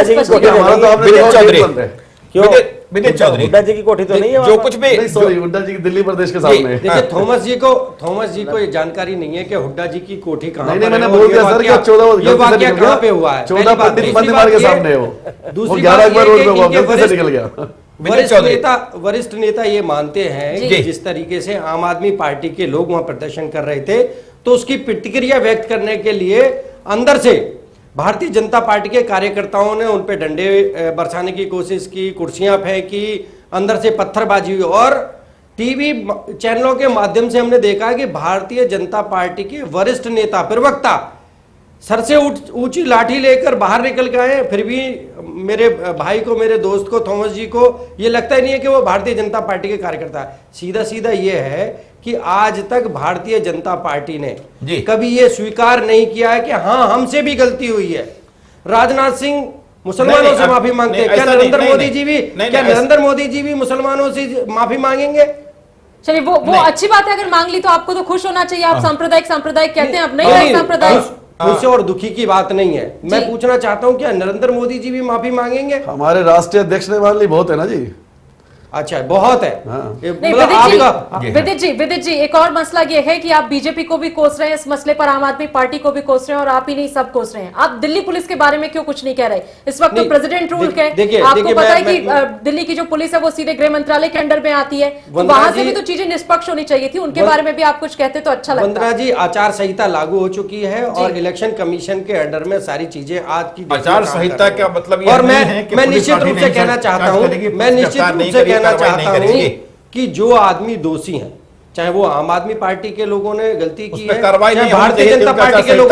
चाहे भारतीय जनता पार्टी के लोगों ने गलती की है, दोनों के खिलाफ कार्रवाई नहीं होगी, क्योंकि और दिल्ली पुलिस को निष्पक्ष काम यहाँ पर करना चाहिए। इलेक्शन कमीशन तो निष्पक्ष काम, जो आपको लग रहा है कि वो दिल्ली पुलिस को भी निष्पक्ष काम करना चाहिए, जो आपको लग रहा है कि ये तो बताइए एक तरफ से अभी तक एक पार्टी के लोगों के खिलाफ मुकदमे दर्ज हुए हैं और उनको पूछताछ के लिए बुलाया गया है। उस पार्टी के लोगों को भी पहल करनी चाहिए और वो भी जाके अपनी शिकायत दर्ज कराए, क्योंकि चोट आम आदमी पार्टी के लोगों के साथ में ज्यादा आई हैं, भारतीय जनता पार्टी के लोगों को चोटें नहीं आई हैं।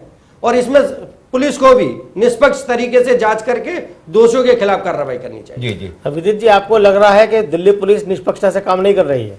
नहीं, जिस तरीके से आप कह रहे हैं और आपके न्यूज चैनल के माध्यम से आपके न्यूज चैनल के माध्यम से पता लगा है कि सिर्फ, और आप कह रहे हैं इस डिबेट में ये क्वेश्चन आया कि सिर्फ आम आदमी की पार्टी के लोगों के खिलाफ मुकदमे दर्ज हुए हैं, भारतीय जनता पार्टी के लोग भी दोषी हैं, उन्होंने भी पत्थरबाजी की है, वो भी लाठी डंडे लेके आए हैं, उनके खिलाफ भी मुकदमा होना चाहिए। मुजफ्फर हुसैन गजाली, आम आदमी के पार्टी के नेताओं ने आरोप लगाया है कि दिल्ली पुलिस शायद ये मान के चल रही है कि नरेंद्र मोदी प्रधानमंत्री बनेंगे और उनके दबाव में एक अपने आप दबाव महसूस करते हुए उस पर कार्रवाई कर रहे हैं। इस आरोप पर आपका क्या कहना है? देखिए नरेंद्र मोदी जी एक पार्टी के अभी प्रधानमंत्री पद के दावेदार हैं, अभी तो चुनाव भी नहीं हुआ है। नहीं, आप सब प्रधानमंत्री नहीं बन गए। ये बिल्कुल बेबुनियाद, ये आम आदमी पार्टी का जो इल्जाम है वो बिल्कुल बेबुनियाद है। नरेंद्र मोदी एक पार्टी के अभी नेता और प्रधानमंत्री पद के उम्मीदवार हैं। अभी तो पूरा मैदान बाकी पड़ा हुआ है, अब शुरुआत हो चुकी है। नरेंद्र मोदी जी की लोकप्रियता दिन पे दिन घटती जा रही है। जो विकास के मुद्दे जो गुजरात के विकास के मुद्दे वो देश के कोने कोने में जाकर उनकी बात करते हैं, उनकी पोल धीरे धीरे खुल चुकी है। नरेंद्र मोदी की लोकप्रियता कम हो रही है, मान लिया, बढ़ किसकी रही है? क्या राहुल गांधी की बढ़ रही है? क्या डॉक्टर मनमोहन सिंह की बढ़ रही है? सोनिया गांधी की बढ़ रही है? देखिए कौन खोल रहा है? राहुल गांधी पोल खोल रहे हैं, केजरीवाल पोल खोल रहे हैं? कौन खोल नहीं, यूथ कांग्रेस ने 18 जनवरी से लेके 8 फरवरी तक गुजरात के अंतर्गत विकास खोज पदयात्रा, हमने 23 विधानसभाओं का दौरा किया, 9 लोकसभाओं के अंतर्गत गए। दुनिया भर की चीजों के हमने वहां पर देखी है। वहां पर बेरोजगारी है। अभी गुजरात में 8 दिन पहले अपनी बात को खत्म करता हूं। अभी गुजरात में बहुत बड़ा स्कीम, बहुत बड़ा घोटाला गुजरात के अंतर्गत नहीं। फिलहाल अभी हम बात कर रहे हैं दिल्ली में जो कुछ भी हुआ कल, आपने जो कुछ भी किया, आप और बीजेपी ने जो कुछ भी किया, अभी हम चर्चा उस पर कर रहे हैं। मुजफ्फर हुसैन गजाली, जो लोकतंत्र को मजबूत करने के लिए आप लोग जो कल गए अशोका रोड, अगला कार्यक्रम आपका कहाँ का है? ऐसा कोई डिसाइड नहीं है। आएगा तो फिर एक चीज मैं पहले बता दूं कि कल जो कुछ भी हुआ है बहुत दुर्भाग्यपूर्ण। क्या हुआ? कल क्या हुआ? और इससे एक बात साबित हो गई, एक बात जाहिर हो गई कि बीजेपी का अपना क्या एटीट्यूड है, क्या उनका तरीका है, किसी चीज को भी दमनकारी क्या उनका तरीका है, वो उन्होंने दिखा दिया कल कि किस तरह से वो अपने खिलाफ कोई भी विरोध बर्दाश्त नहीं करना चाहते।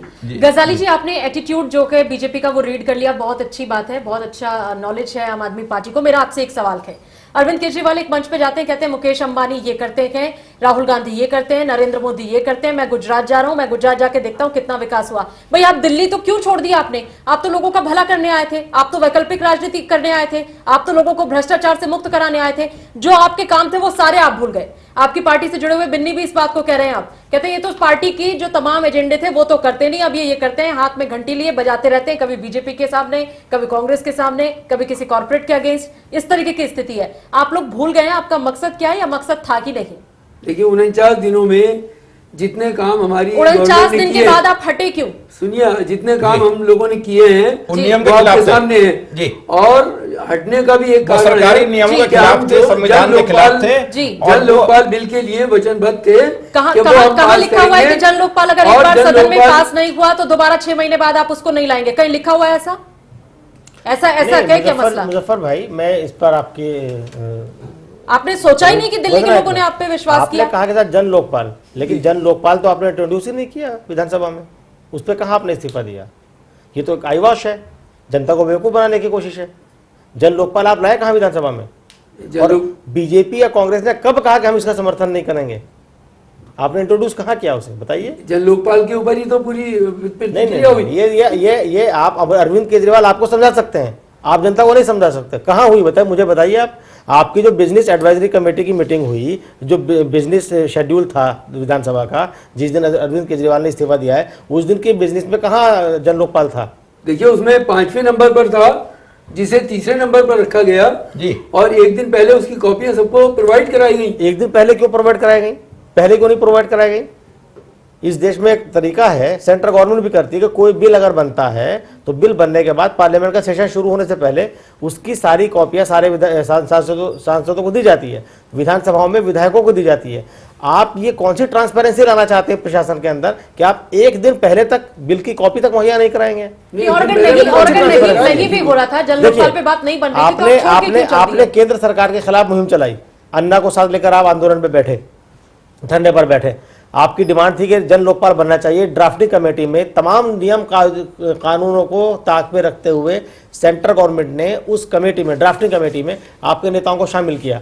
अरविंद केजरीवाल और कुछ और नेता आपकी तरफ से उसमें जाते थे, जबकि बीजेपी ने इसका विरोध किया कि कांग्रेस एक एक्स्ट्रा कॉन्स्टिट्यूशनल अथॉरिटी को अपनी गवर्निंग बॉडी के अंदर शामिल कर रही है ना। तो वो एक कदम था यूपीए सरकार का। प्रधानमंत्री ने कहा कि हम खुलापन लाना चाहते हैं, ट्रांसपेरेंसी लाना चाहते हैं। अगर जन आंदोलनों से जुड़े हुए कुछ लोग सरकार में भागीदारी करना चाहते हैं तो उनका स्वागत है।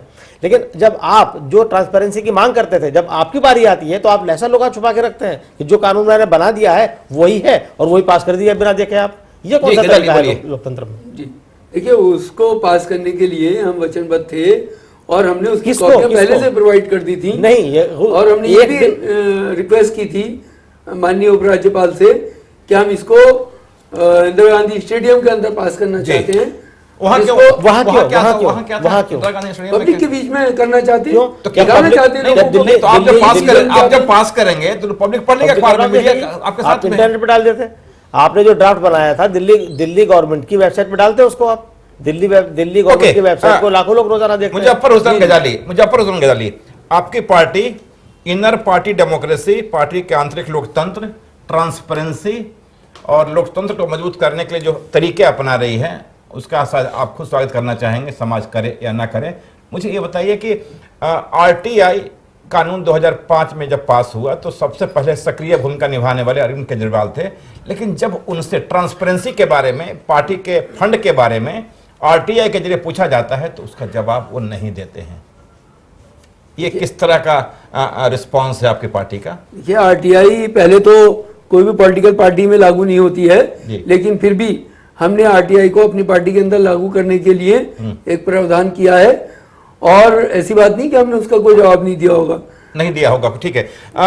George Thomas, Bharatiya Janata party कल जो कुछ भी हुआ उसको एक पॉलिटिकल मुद्दा बनाने पर पूरे पार्टी के नेता आपके सक्रिय हो गए हैं, क्योंकि शायद दिल्ली में आपके लिए आप पार्टी खतरा बन रहा है और बाहर भी ग्रहण लगाने के लिए केजरीवाल निकल चुके हैं। क्या ये एक ऐसा मौका जिसका आप पॉलिटिकल फायदा उठा रहे हैं या फिर ये कि ऐसे हरकत फिर कभी ना हो उसके लिए आप पहल कर रहे हैं? नहीं, इसका कोई फायदा उठाने वाला वो नहीं है। ये एक घटना घटी जिसके लिए सबने पूरी हिंदुस्तान बीजेपी के ने अंदर आपने खेद व्यक्त किया जा रहा जी। है, खेद व्यक्त किया जा रहा है और ये घटना नहीं घटनी चाहिए। और इससे आम आदमी पार्टी, मैंने आपसे पहले ही कहा कि आम आदमी पार्टी से नरेंद्र मोदी जी को कोई फर्क नहीं पड़ रहा, ये अपना कार्य करें जिस तरह करना है। नरेंद्र मोदी जी की सरकार बनने जा रही है। जॉर्ज थॉमस जी, लेकिन अगर फर्क नहीं पड़ रहा और आप लोगों का मकसद इसको पॉलिटिकल स्टंट के तौर पर इस्तेमाल करना नहीं है, तो हर्षवर्धन जी क्यों ये कह रहे हैं बार बार कि मान्यता रद्द कर दो इस पार्टी की? मुख्तार अब्बास नकवी ये कह रहे हैं कि हमारे साथ गुंडागर्दी कर रहे हैं, इनको तो हटाना चाहिए। मान्यता रद्द करने का कारण ये जिस तरीके रास्ते चल रहे हैं उस तरीके से तो होनी चाहिए। लेकिन आपको तो फर्क ही नहीं पड़ रहा, आपको फर्क ही नहीं पड़ रहा, तो ये लोग रहे ना रहे क्या मतलब है? लेकिन गलत भी तो होना ठीक नहीं है ना। कोई भी अगर देश में गलत बात हो रही है, प्रदेश अध्यक्ष होने के नाते हर्षवर्धन जी अगर कहते तो गलत कोई ना है वो। अच्छा, कोई पॉलिटिकल पार्टी गलत करे तो उसको खत्म कर दो। नहीं, खत्म नहीं करता तो गलत काम बिल्कुल टोटली गलत है ना। ये जो अराजकता फैला रहे हैं, ये संविधान को नहीं मानते, ये कानून को नहीं मानते, इनके लिए न्याय व्यवस्था कुछ नहीं है, तो ऐसी पार्टी का फायदा क्या है? आप कानून को मानते हैं, इसलिए कानून में लिखा है कि जब कोई तुम्हें मारने आए, तुम्हारे अगेंस्ट कोई आवाज ऊंची करे, उसको मारो, तुम भी मारो, बराबर मारो, और फिर उसकी शिकायत जाकर पहले कर दो ताकि ऐसा लगे कि सब कुछ उसी का रचा हुआ है। नहीं, वहाँ पुलिस वाले थे, उन्होंने देखा, इसी हमारे फर्स्ट FIR इनके ऊपर ही हुई, इनको ही बुलाया गया क्योंकि पुलिस जानती थी क्या हो रहा है, पुलिस वहाँ खड़ी रहती है। पर तस्वीरें तो ये बता रही थी कि आप लोग भी इक्विवेलेंट रिएक्शन दे रहे थे। तस्वीरें तो इनकी ज्यादा दिख रही है मारते हुए। आपने देखा होगा कि वो जो वाटर टैंक होता है उसके ऊपर चढ़ गए आप वाले, और वो पानी उन्होंने उल्टा घुमा दिया, पता नहीं क्या। चौधरी जी, आपकी पार्टी और आपकी पार्टी के हनुमान बराबर इस फिराक में रहते हैं कि कोई ऐसा मुद्दा आया इन पार्टियों के बीच में तो उसे लपक लेते हैं, उस पर आप रिएक्शन व्यक्त करते हैं, डेमोन्स्ट्रेशन करते हैं, लेकिन इस पूरे मुद्दे पर आपकी पार्टी कल से आज तक चुप है। नहीं, देखिए, हमारी पार्टी चुप नहीं है और हमारी पार्टी जहाँ जहाँ हमसे इसके क्लैरिफिकेशन मांगी गई है तो हम उस पर अपना पार्टी का पक्ष भी रख रहे हैं। यहाँ पर एक बात क्लैरिफिकेशन कौन मांग रहा है? नहीं, बार बार आप कह रहे हैं कि पार्टी चुप है और पार्टी इस पे बोल नहीं रही है, तो जहां जहां हमें इसकी जरूरत पड़ रही है और जिस डिबेट में हमको बुलाया जा रहा है कांग्रेस पार्टी के, ऐसा इसलिए तो ऐसा सभी लोग वहां पर जाकर पार्टी का पक्ष रख रहे हैं। आपकी पार्टी इसलिए तो चुप नहीं है क्योंकि राहुल गांधी से आपका संपर्क नहीं हो पाया आपकी पार्टी का, लिहाजा वहां से जब डायरेक्शन आएगा तब आप मुंह खोलेंगे। नहीं, ऐसी कोई बात नहीं है कि वो यहाँ से कोई राहुल गांधी कभी किसी को कोई डायरेक्शन नहीं देते हैं। पार्टी की अपनी नीति है, पार्टी की नीति हर कोई आदमी समझता है और हम अपनी बात को रखने के लिए स्वतंत्र हैं। जी जी जी, राजीव जी, मुझे लग रहा है ये कुछ ऐसा मसला भी हो सकता है। विदित जी, कांग्रेस की ये पॉलिसी तो नहीं है कि दुश्मन आपस में लड़ रहे हैं तो लड़ने दो भाई, दुश्मनी तो है, दोनों ही दुश्मन है, बीजेपी भी दुश्मन है, आम आदमी पार्टी भी दुश्मन है। देखिए, पॉलिटिकल पार्टियों में कोई दुश्मन नहीं होता, राजनीति एक खेल है और ये खेल भावना से, मतलब दुश्मन नहीं होता तो ये लोग आपके दोस्त भी हो सकते हैं भविष्य में। मैं एक चीज यहाँ पर क्लियर करना चाहता हूँ कि माननीय नरेंद्र मोदी जी और आम आदमी पार्टी के संयोजक अरविंद केजरीवाल जी कुर्सी के लालच में अति महत्वाकांक्षी हो गए जी, और आज ये कार्यकर्ताओं का बुरा होते हुए नहीं देख रहे हैं। अच्छा, आप लोगों की अति महत्वाकांक्षा नहीं है, आप लोगों की अति महत्वाकांक्षा नहीं है, इसीलिए महाराष्ट्र में एक ऐसे मुख्यमंत्री की सरकार चल रही है जिस पर कई घोटालों के आरोप हैं, इसीलिए आप बिहार में जा रहे हैं लालू जी के पास जो पहले से ही अंदर हैं, और राहुल जी हमें भ्रष्टाचारी पसंद नहीं।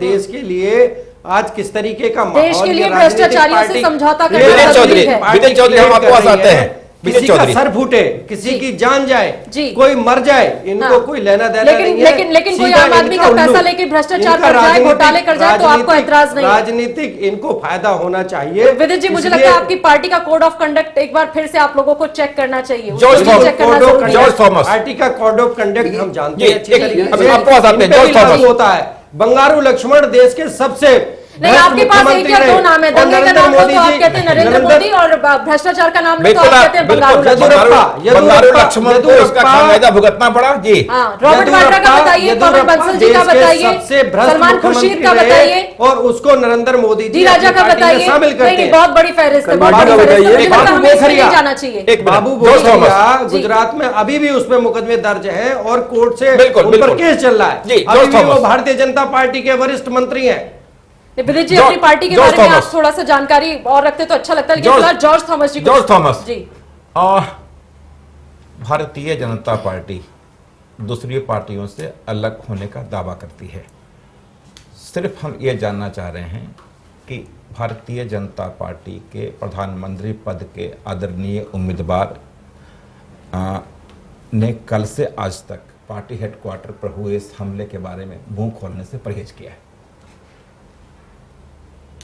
देखिए, छोटी घटनाओं पर ट्वीट करते हैं, कल के घटना पर उनको एक बड़ा अवसर था जिस पर वो चुप हैं। उन्होंने शायद अच्छा नहीं समझा होगा कुछ बोलना, क्योंकि बोलने वाली इसमें कोई बात नहीं है। और क्योंकि उनको इस बात का वो है, फिक्र है कि उनके पार्टी ने भी वही कुछ किया जो नहीं करनी चाहिए थी। नहीं, ऐसा कुछ नहीं है। फिर क्या है? इस बात के लिए नहीं है कि वो इस बात पे बोले या ना बोले, क्योंकि मैं नहीं सोचता कि प्रधानमंत्री के उम्मीदवार होने के नाते इस बात को लेकर के उन्हें अपना मुंह खोलना चाहिए, नहीं खोलना चाहिए। और जिस तरह से आम आदमी पार्टी अराजकता हर जगह फैला रही है, तो हर जगह मोदी जी इनका बयान नहीं देते रहेंगे कि मोदी जी अपना कार्य छोड़ के, अपनी सभाओं को छोड़ करके इन सब बातों में मुजफ्फर हुसैन गजाली, आपकी पार्टी में एक लीगल सेल के एक नेता हुआ करते थे, अश्वनी कुमार, जानते होंगे शायद उनको। मुलाकात कभी हुई आपसे उनकी? अश्विनी जी से मुलाकात नहीं हो पाई है। जो लीगल सेल के प्रमुख हैं आपके यहाँ, उनकी आपसे मुलाकात हुई है कभी? नहीं, मेरी मुलाकात। ओके। उन्होंने कुछ चिट्ठियां हमें भेजी हैं, ये डॉक्यूमेंट है हमारे पास, जिसमें उन्होंने आपकी पार्टी की लीडरशिप को एक तानाशाह की तरह पेश करने की बात कही है, और जो सुझाव जो तय था आंदोलन के दौरान उन चीज़ों पे अमल करने से भटकने का आरोप है। और कुल मिलाकर ये कहा है कि आप पार्टी एक अराजक पार्टी में तब्दील हो गई है, और इस पार्टी के नीति सिद्धांत कार्यक्रम डेमोक्रेसी और ट्रांसपेरेंसी का कहीं कोई वजूद नहीं रह गया है। ये बहुत पुराने कार्यकर्ता हैं, लिहाजा इनको आपने तो जो भी आम आदमी पार्टी से नाता तोड़ रहा है वो ये सारे आरोप लगा रहा है। तो मुजफ्फर साहब, तो ये सारे आरोप, ये सारे लोग तो गलत नहीं हो सकते। बिन्नी ने आरोप लगाए, टीना शर्मा जी जरा उनको बोलो। हाँ जी बोलिए। अश्विन, अब अश्विन का आरोप है, और कई और लोग पार्टी में ऐसे हैं जो पार्टी में तो हैं, लेकिन जब वो खुल के बात करते हैं ऑफ रिकॉर्ड तो ये सारी बातें कहते हैं। जी बोलिए। देखिए, पहले मैं हर्षवर्धन जी की बात का जवाब दे दूं, फिर आपकी। हर्षवर्धन जी आपके पार्टी में शायद शामिल अभी नहीं हुए हैं। हर्षवर्धन जी ने जो बात कही कल के वाक़े पर, कोई मेंबरशिप के लिए अप्लाई किया आपके उन्होंने? नहीं, कल के वाक़े पर उन्होंने कहा कि इस पार्टी की मान्यता को रद्द करना चाहिए। मैं ये कहना चाहूँगा कि माननीय आडवाणी जी ने पूरे देश में जिस तरह का माहौल क्रिएट किया था, उसके बाद उस पार्टी की मान्यता रद्द नहीं हुई। 2002 में गुजरात में जो कुछ हुआ, उसके बाद उस पार्टी की मान्यता रद्द नहीं हुई। जी। और जब से ये पार्टी वजूद में आई है, तब से आज तक कितने ऐसे वाकये इसकी गोद में जाते हैं जिसकी वजह से 2002 में जो कुछ भी हुआ उसमें पार्टी शामिल नहीं थी, लेकिन उसकी वजह से मान्यता रद्द नहीं हुई। तो हर्षवर्धन जी को ये कहने का हक नहीं पहुंचता कि आम आदमी पार्टी की मान्यता को रद्द कर दिया। लेकिन आपकी पार्टी के महत्वपूर्ण नेताओं के लिए खुलासे का बोलने का हक बनता है। जी, मैं जो बात कह रहा हूँ जी कि जो लोग ये इल्जाम लगा रहे हैं, अभी आपकी पार्टी ने इनको निकाला नहीं है, आपकी पार्टी के लीगल सेल के प्रमुख हैं, और ये कच्चा चिट्ठा इन्होंने पूरा आरोप लगाया है पार्टी पे। जी वो मैं बता रहा हूँ जी कि जो लोग ये कहते हैं कि ट्रांसपेरेंसी नहीं है, जो लोग ये कहते हैं कि अराजक हैं, जो लोग ये कहते हैं तानाशाही है, कहीं ना कहीं उनकी इच्छाओं की पूर्ति नहीं हो रही है, जिसकी वजह से वो इस तरह के इल्जाम लगा रहे हैं। जैसे बिन्नी को पार्लियामेंट का इलेक्शन लड़ना था, वो टिकट चाहते थे, उनको जब टिकट नहीं मिला, ये बात भी सामने आ गई। गजाली जी, आपने बहुत सही बात कही कि जिनकी इच्छाओं की पूर्ति नहीं हुई, वो इस तरीके से आपको लगता है कि आपको बदनाम करने की कोशिश कर रहे हैं। आपकी इस बात में कितनी सच्चाई है? कांग्रेस वाले इस पर क्या सोचते हैं? बीजेपी का क्या मसलाक है? ये भी पड़ताल करने की कोशिश करेंगे। गजाली जी, आप कहिएगा। एक छोटा सा ब्रेक लेते हैं, ब्रेक के बाद वापस आएंगे तो इसी चर्चा को आगे बढ़ाएंगे। फिलहाल एक छोटा सा ब्रेक।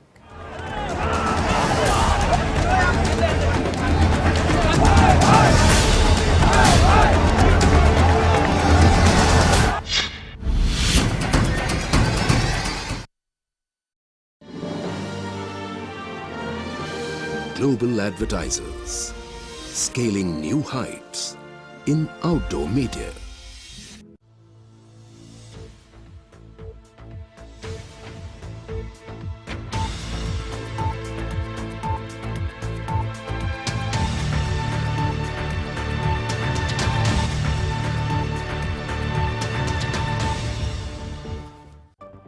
हेडलाइंस के प्रायोजक हैं केश किंग आयुर्वेदिक तेल, the king of hair oil.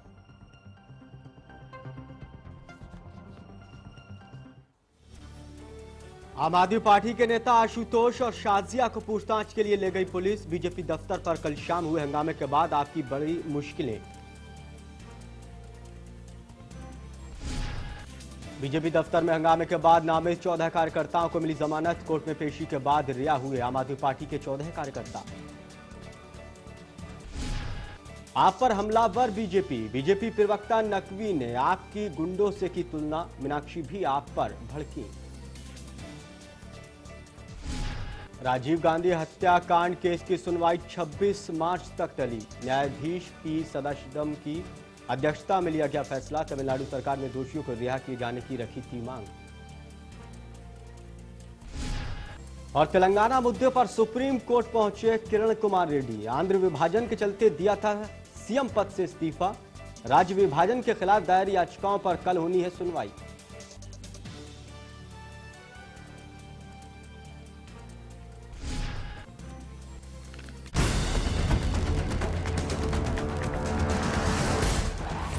UP के 75 जिलों का पूरा हाल।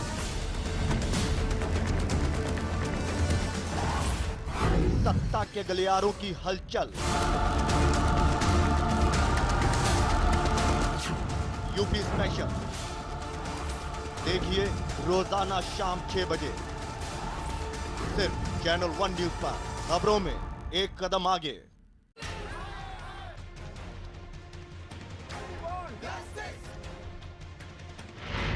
जब देश में हो बदलाव की बयार,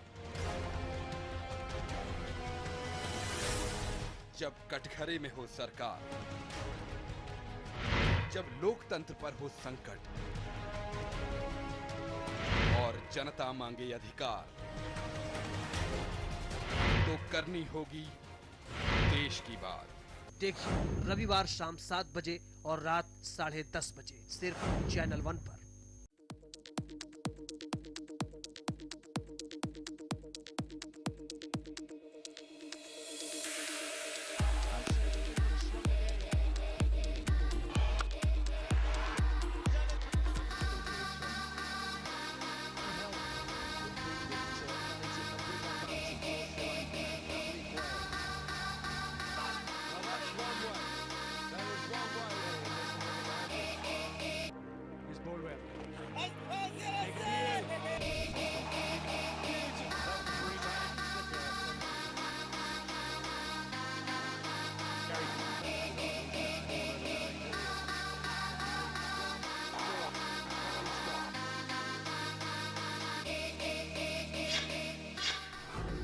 एशिया का किंग कौन 9 मार्च तक रोजाना शाम 7:30 बजे सिर्फ चैनल 1 पर।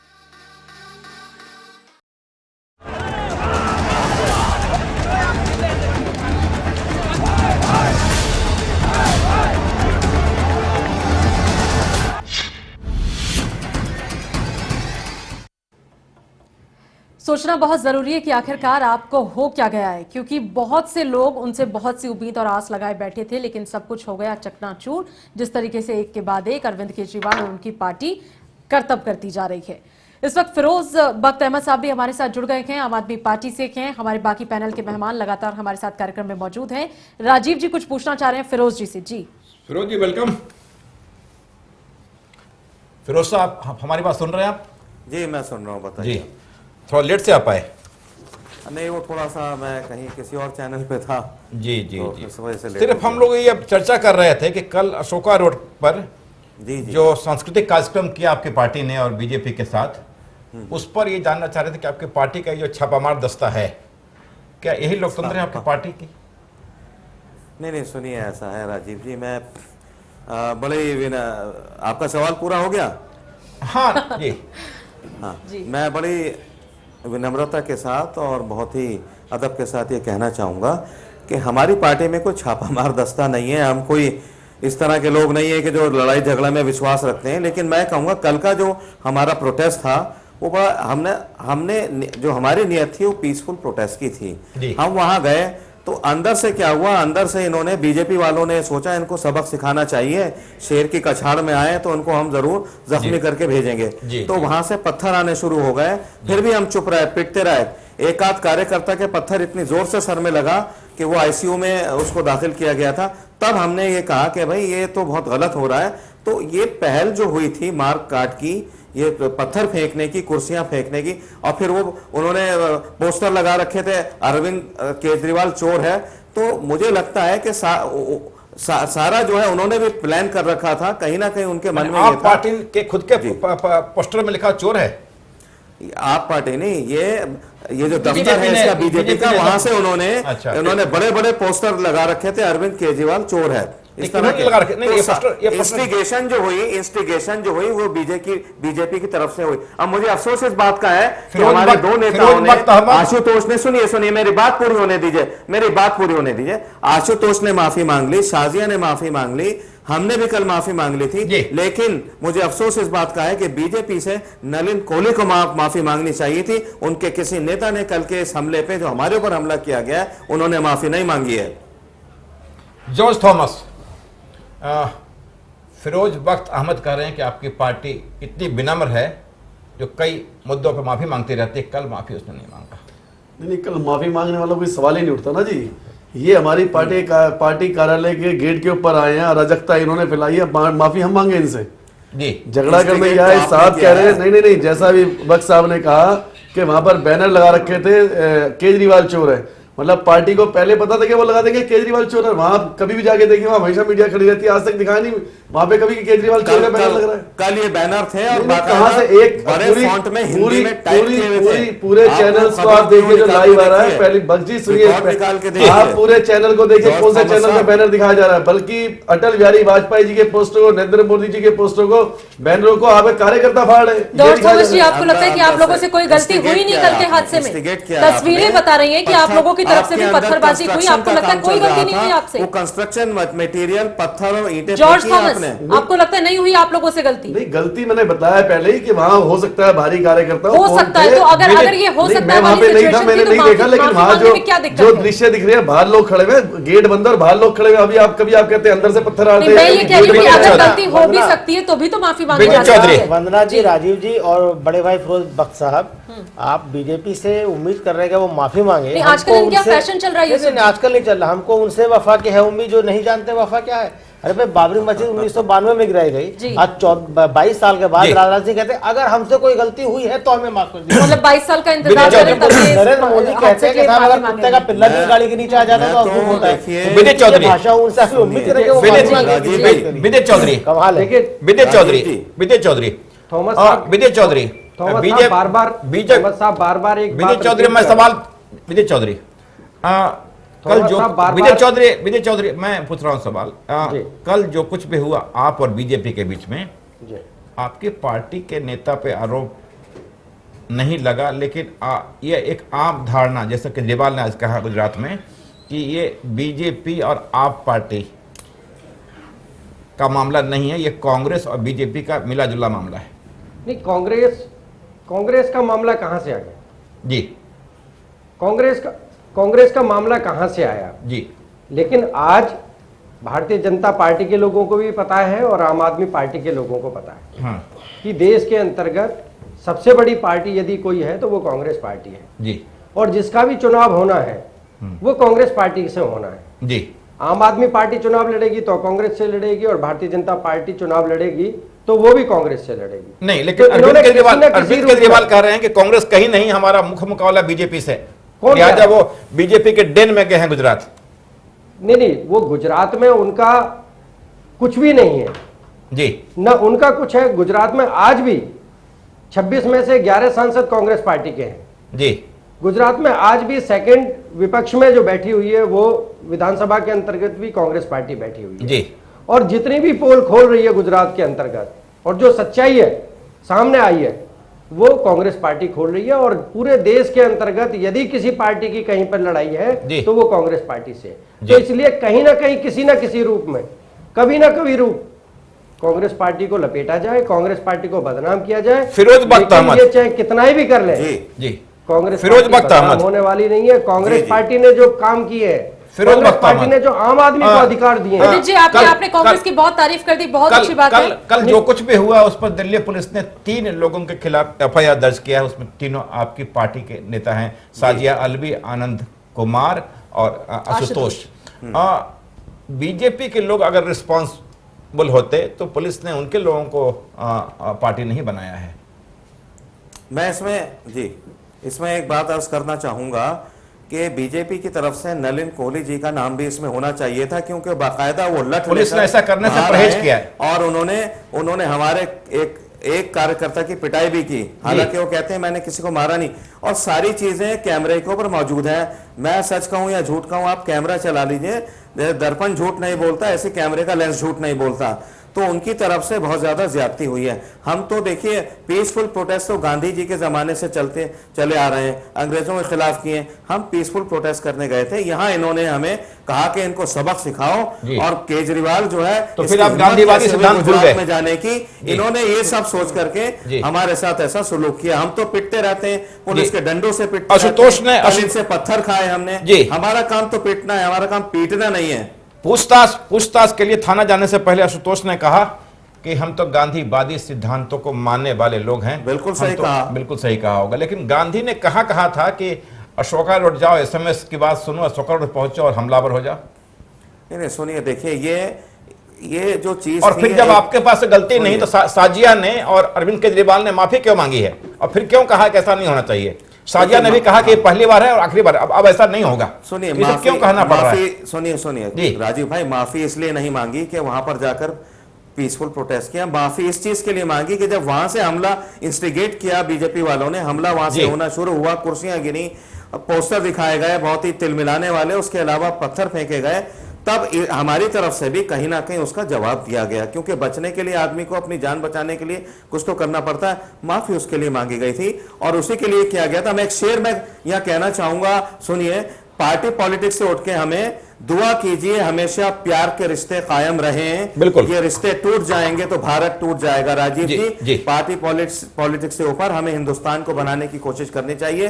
बीजेपी, कांग्रेस, आम आदमी पार्टी या सपा बसपा, इन पार्टियों को बनाने से कुछ नहीं होगा, हिंदुस्तान को बनाइए। भट्ट साहब, आपने बहुत अच्छी बात कही। आप जरा मुझे ये बताएं, पार्टी पॉलिटिक्स से ऊपर उठने की अगर बात है तो अरविंद केजरीवाल बार बार ये क्यों कह रहे हैं कि मैं गुजरात जाके देखता हूं वहां क्या विकास हुआ है? ये आप किसको चैलेंज कर रहे हैं? गुजरात की वजह है, सुनिए, वो इसलिए कह रहे हैं अरविंद केजरीवाल, गुजरात में जो विकास है, आप फाहियान के हिस्ट्री को उठा के देख लीजिए, यून सांग की हिस्ट्री को उठा के लीजिए, सफरनामा इब्ने बतूता आप अंग्रेजों के जमाने में देख लीजिए, मुगलों के जमाने में देख लीजिए, और आजादी से पहले देख लीजिए।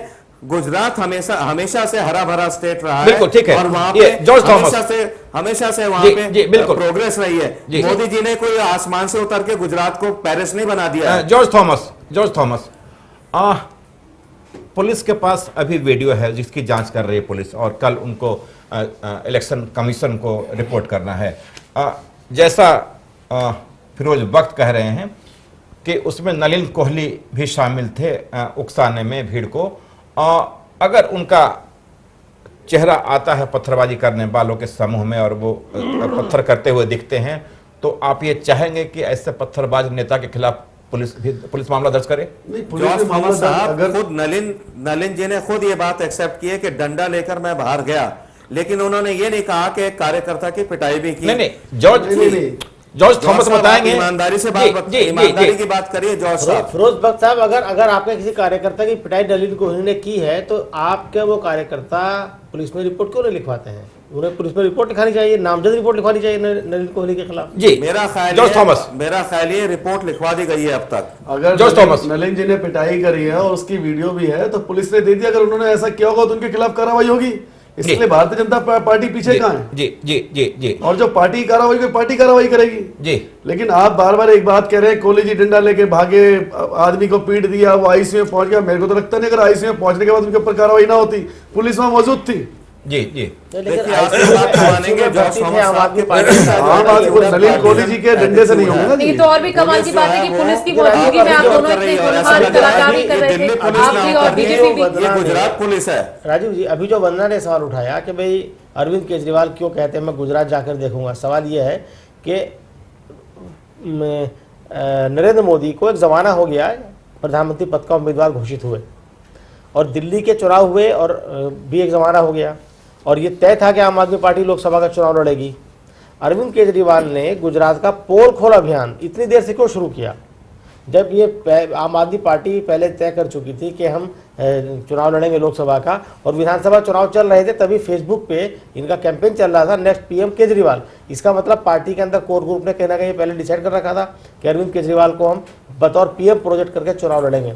तो सवाल ये आता कि जिस दिन चुनाव आचार संहिता लागू होनी थी उसी दिन अरविंद केजरीवाल वहां क्यों पहुंचे? ये पोलखोल अभियान हफ्ता 10 दिन पहले या और 15-20 दिन पहले क्यों नहीं शुरू किया गया? इसको लेकर ये कोइंसिडेंटल था, इसमें ऐसा कुछ नहीं है, प्री प्लान था। और ये जब आचार संहिता का ऐलान होगा जब ही जाएंगे और वहाँ शोर शराबा ऐसा। विनीत चौधरी कल जो कुछ भी हुआ, क्या लगता है कि सिर्फ आप पार्टी के लोगों के खिलाफ FIR हुआ है, बीजेपी के खिलाफ कार्रवाई करने से दिल्ली पुलिस परहेज कर रही है और दिल्ली पुलिस निष्पक्ष नहीं है?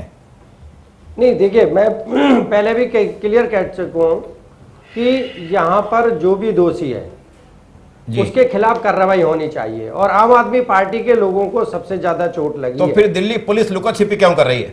नहीं, लुका छुपी बिल्कुल भी दिल्ली पुलिस को नहीं करना चाहिए जी। और दिल्ली पुलिस को निष्पक्ष रूप से उन लोगों के खिलाफ कार्रवाई करना चाहिए जो लोग दोषी हैं जी। लेकिन क्यों नहीं कर रही है? क्यों नहीं करने का मतलब नहीं है, दिल्ली पुलिस ने 3 लोगों नहीं, और अगर नहीं कर रही है तो आप लोग कुछ कह दीजिए ना विदित जी, आप लोग कहिए, आप तो अच्छी बातें करते हैं, अच्छे के लिए करते हैं, तो इसमें भी कुछ अच्छाई आप बटोर ले तो अच्छा रहता। इसलिए नहीं कर रही है, ऐसा लग रहा है कि दिल्ली पुलिस ना हो करके गुजरात पुलिस है और मोदी जी की तरफ से इंस्ट्रक्शंस हैं कि बीजेपी के किसी नेता को ना पकड़ा जाए। जी, दिल्ली पुलिस बगजी सेंट्रल गवर्नमेंट के अंडर में आती है, गुजरात पुलिस के अंडर में नहीं आती है। जी, वो दबाव महसूस कर रही है, दिल्ली दबाव महसूस कर रही है मोदी जी का कि वो प्राइम मिनिस्टर बन जाएंगे। ये दिल्ली पुलिस का क्या होगा?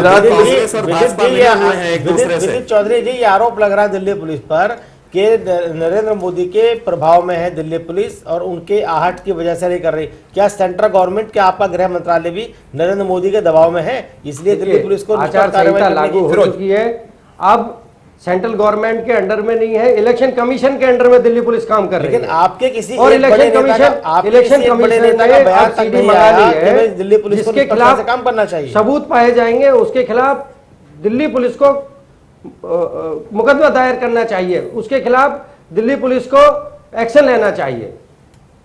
दूसरी बात यह है कि हमारे नेताओं ने तो माफी मांग ली, लेकिन बीजेपी के नेताओं में से भी तो माफी मांगनी चाहिए। वो तो बिल्कुल भक्त साहब, आप माफी वाली बात तो बहुत खूब कह रहे हैं, लेकिन फिलहाल एक छोटे से ब्रेक के लिए रुकते हैं। ब्रेक के बाद जब लौटेंगे तो कुछ और सवाल हैं जो सीधे आम आदमी पार्टी से होंगे, क्योंकि आज का मुद्दा यही है कि क्या हुआ आपको। बहुत छोटा सा ब्रेक और बहुत जल्द वापसी।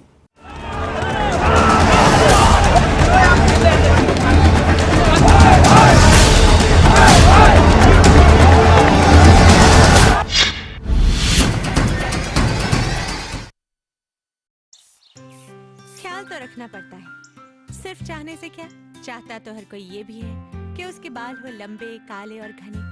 तो फिर साधारण तेल क्यों? अरे भाई, तेल में औषधीय गुण होंगे तभी तो बाल मजबूत बनेंगे। इसलिए तो मेरा भरोसा है केश किंग आयुर्वेदिक तेल, जो बना है 16 खास आयुर्वेदिक तत्वों से। केश किंग रखे मेरे बालों का ख्याल और बनाए उन्हें लंबा, काला और घना। Kesh king, the king of hair oils.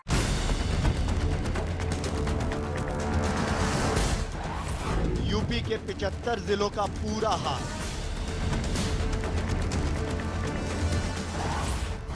सत्ता के गलियारों की हलचल। यूपी स्पेशल देखिए रोजाना शाम 6 बजे सिर्फ चैनल 1 न्यूज पर। खबरों में एक कदम आगे।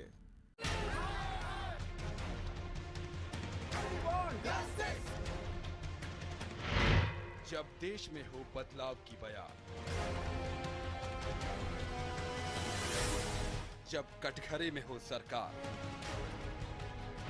जब लोकतंत्र पर हो संकट और जनता मांगे अधिकार, तो करनी होगी देश की बात।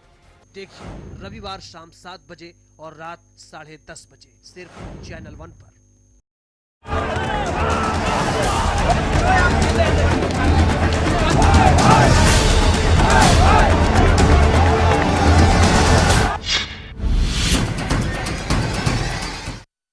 हमारे सभी खास मेहमान लगातार चर्चा में हमारे साथ मौजूद हैं। फिरोज बख्त अहमद साहब हमारे साथ हैं आम आदमी पार्टी से। और सीधा सवाल बख्त साहब आपसे के क्या हुआ कि आपको, दरअसल लोग पूछ रहे हैं आम आदमी पार्टी से, अरविंद केजरीवाल से, आप लोगों से, हो क्या गया है आप लोगों को? मकसद क्या है? राजनीति के दलदल में आप भी धंसते जा रहे हैं। कीचड़ में पत्थर मारने पर कुछ निशान उसके छींटे अपनी तरफ भी आते हैं, वही हाल हो रहा है। आप लोग कहकर कुछ और आए थे और कर कुछ और रहे हैं। क्या हुआ है आप लोगों को, आप जरा हमें समझाएं संक्षेप में और बड़ी स्पष्टीकरण के साथ, बहुत साफ तौर से समझाइएगा कि हुआ क्या है। जी, हुआ कुछ नहीं है, बहुत कोई ऐसी बात नहीं है, बिल्कुल सही तरीके से चल रहे हैं। ये सब चलता रहता है जी। मत क्या गुजरी है प्यार निभाने में, अरे आग लगा ली हमने आग बुझाने में। फिरोज बताऊं, सुनिए मैं आपको बताऊं, कहीं कोई ऐसी अतिशयोक्ति नहीं हो रही है। सबसे बड़ी समस्या है कि कांग्रेस है, भाजपा है, सपा बसपा, ये सब तिलमिलाए बैठे हैं, घबराए बैठे हैं कि अगर ये लोग सत्ता में आ गए, अगर इनके हाथ में सरकार 5 साल के लिए चली गई तो इनका सूपड़ा साफ होगा और पब्लिक कहेगी यही अच्छे लोग हैं, और कोई समस्या नहीं, हमें कुछ नहीं हुआ इन लोगों को कि ईमानदार नेतृत्व जो है अब आएगा सेंटर में तो हमारा क्या होगा, हमारी तो दुकानें बंद हो जाएंगी। राजीव जी, मुझे लगता है एक मसले पर आपको भी अपना रिएक्शन देना चाहिए। जैसे वक्त साहब कह रहे हैं कि सब लोग डर गए, तिलमिला गए कि कहीं ये सत्ता में ना आ जाए। मुझे तो नहीं लगता कि आम आदमी पार्टी को सत्ता का लालच है। सत्ता तो आप खुद ही छोड़ देते हैं, आप तो केंद्र में आए तो 15 दिन बाद वहां भी कोई बहाना लगा के छोड़ देंगे। सुनिए, सत्ता का लालच नहीं है, लेकिन हम गवर्नेंस देंगे और पब्लिक ने इस बात का फैसला कर लिया है कि सेंटर के अंदर पार्लियामेंट में वो हमारे 100 से 50 या उससे ज्यादा एमपी भेजेंगे ताकि हम किसी को बेईमानी ना करने दें, बढ़िया गवर्नेंस दें। 5 साल का हमें हर हालत में पार्लियामेंट में चांस मिलेगा, पब्लिक का फैसला है। फिरोज बख्त अहमद जी, कल जो अशोका रोड पे हुआ वो किस गवर्नेंस का पार्ट था? वो कल जो आपने लोकतंत्र का हाईजैक किया वो क्या था? जो था मैं आपको बताऊं, वो एक जो डिससैटिस्फैक्शन, अगर आपको अपनी बात कहनी थी, अगर आपको अपनी बात कहनी थी, बात घर का देखिए क्या है, बीजेपी को महसूस होने लगा है कि मोदी जी का जो गुब्बारा है उसकी हवा जो है अरविंद केजरीवाल और आम आदमी पार्टी ने निकालनी शुरू कर दी। हम बात कर रहे हैं कल की घटनाओं के बारे में। ये तिलमिलाहट बीजेपी की थी, हमारी नहीं थी। हम तो गांधीयन लोग हैं, हम तो पीसफुल प्रोटेस्ट के लिए 11 अशोक रोड गए थे और वहां से उन्होंने मारपीट मारकाट शुरू करी जी। तो ये पत्थर आपके पास कहां से आ गए? पत्थर हमारे पास नहीं आए। देखिए, जो उन्होंने जो पत्थर फेंके थे वही पत्थर वापस पहुंचाएगा, जो हमारे कई कार्यकर्ता, ये बड़े कमाल के पत्थर थे, आप उनको और वो आपको वापस किए जा रहे थे। पत्थर नहीं था, कोई सोना था। लेके नहीं आए थे डंडे और पत्थर, तो ये बीजेपी के आप उनको वापस कर रहे थे कि कंस्ट्रक्शन काम चल रहा है, वहीं से उन्होंने पत्थर हमारे ऊपर फेंके थे। जी जी जी जी। तो सारा अपराध बीजेपी का था। हाँ, जॉर्ज थॉमस, इंस्टिगेशन उन्हीं की थी। ये थॉमस साहब ने भी देखा होगा। जॉर्ज थॉमस साहब से पूछिए कि देखिए, अगर मोदी जी आते हैं तो उनका इलेक्शन कंप्लीट होने तक 2000 करोड़ रुपया खर्च होगा उन पर। ये 2000 करोड़ रुपया कहां से आएगा उनके पास? और जो अगला गवर्नेंस होगी उसमें वो कितने भ्रष्टाचार करेंगे, कांग्रेस के भी रिकॉर्ड टूटने वाले। इसकी वजह से घबराए हुए ये लोग, तभी ये हो गए। जॉर्ज थॉमस, कल जो कुछ भी हुआ, दिल्ली के लोगों ने, देश के लोगों ने जो कुछ भी देखा, आप पार्टी का जो कर्तव्य था, जो लोकतंत्र को हाईजैक करने के तरीके अपनाए थे, क्या लगता है कि जब विधानसभा के चुनाव होंगे या लोकसभा के चुनाव होंगे तो दिल्ली की जनता आप पार्टी को ऐसे ही स्वागत करेगी जो 2 महीने पहले कर चुकी है, या उसमें कोई बदलाव दिखेगा? नहीं, इनका अगर आप स्तर देखें तो स्तर गिर चुका है। इनका पब्लिक के अंदर जो इनकी फेमसता थी, जो इनका अपनापन लोगों में था, वो गिर चुका है। अगर 2-3 दिन पहले मैं न्यूज में पढ़ रहा था कि इनका 25% जो था वो स्टेटस गिर चुका है इस टाइम। इनका ग्राफ नीचे आ रहा है, ग्राफ नीचे आ रहा है। अब इनकी अब वो नहीं, हमारा नहीं, लेकिन मैं इनका बता रहा हूँ ग्राफ जो मीडिया दे रही है, बता रहा हूँ आपको कि इनका ग्राफ नीचे आ रहा है और भारतीय जनता पार्टी का चढ़ रहा है, इसमें भी कोई शक नहीं है। विजय चौधरी लग रहा है कि आपका ग्राफ ऊपर जा रहा है। भक्त जी सुन लीजिए, भक्त जी सुन लीजिए, सुनने की हिम्मत रखिए भक्त जी, सुनने की हिम्मत दोबारा सत्ता में कोई पार्टी आती है तो आम आदमी पार्टी आएगी।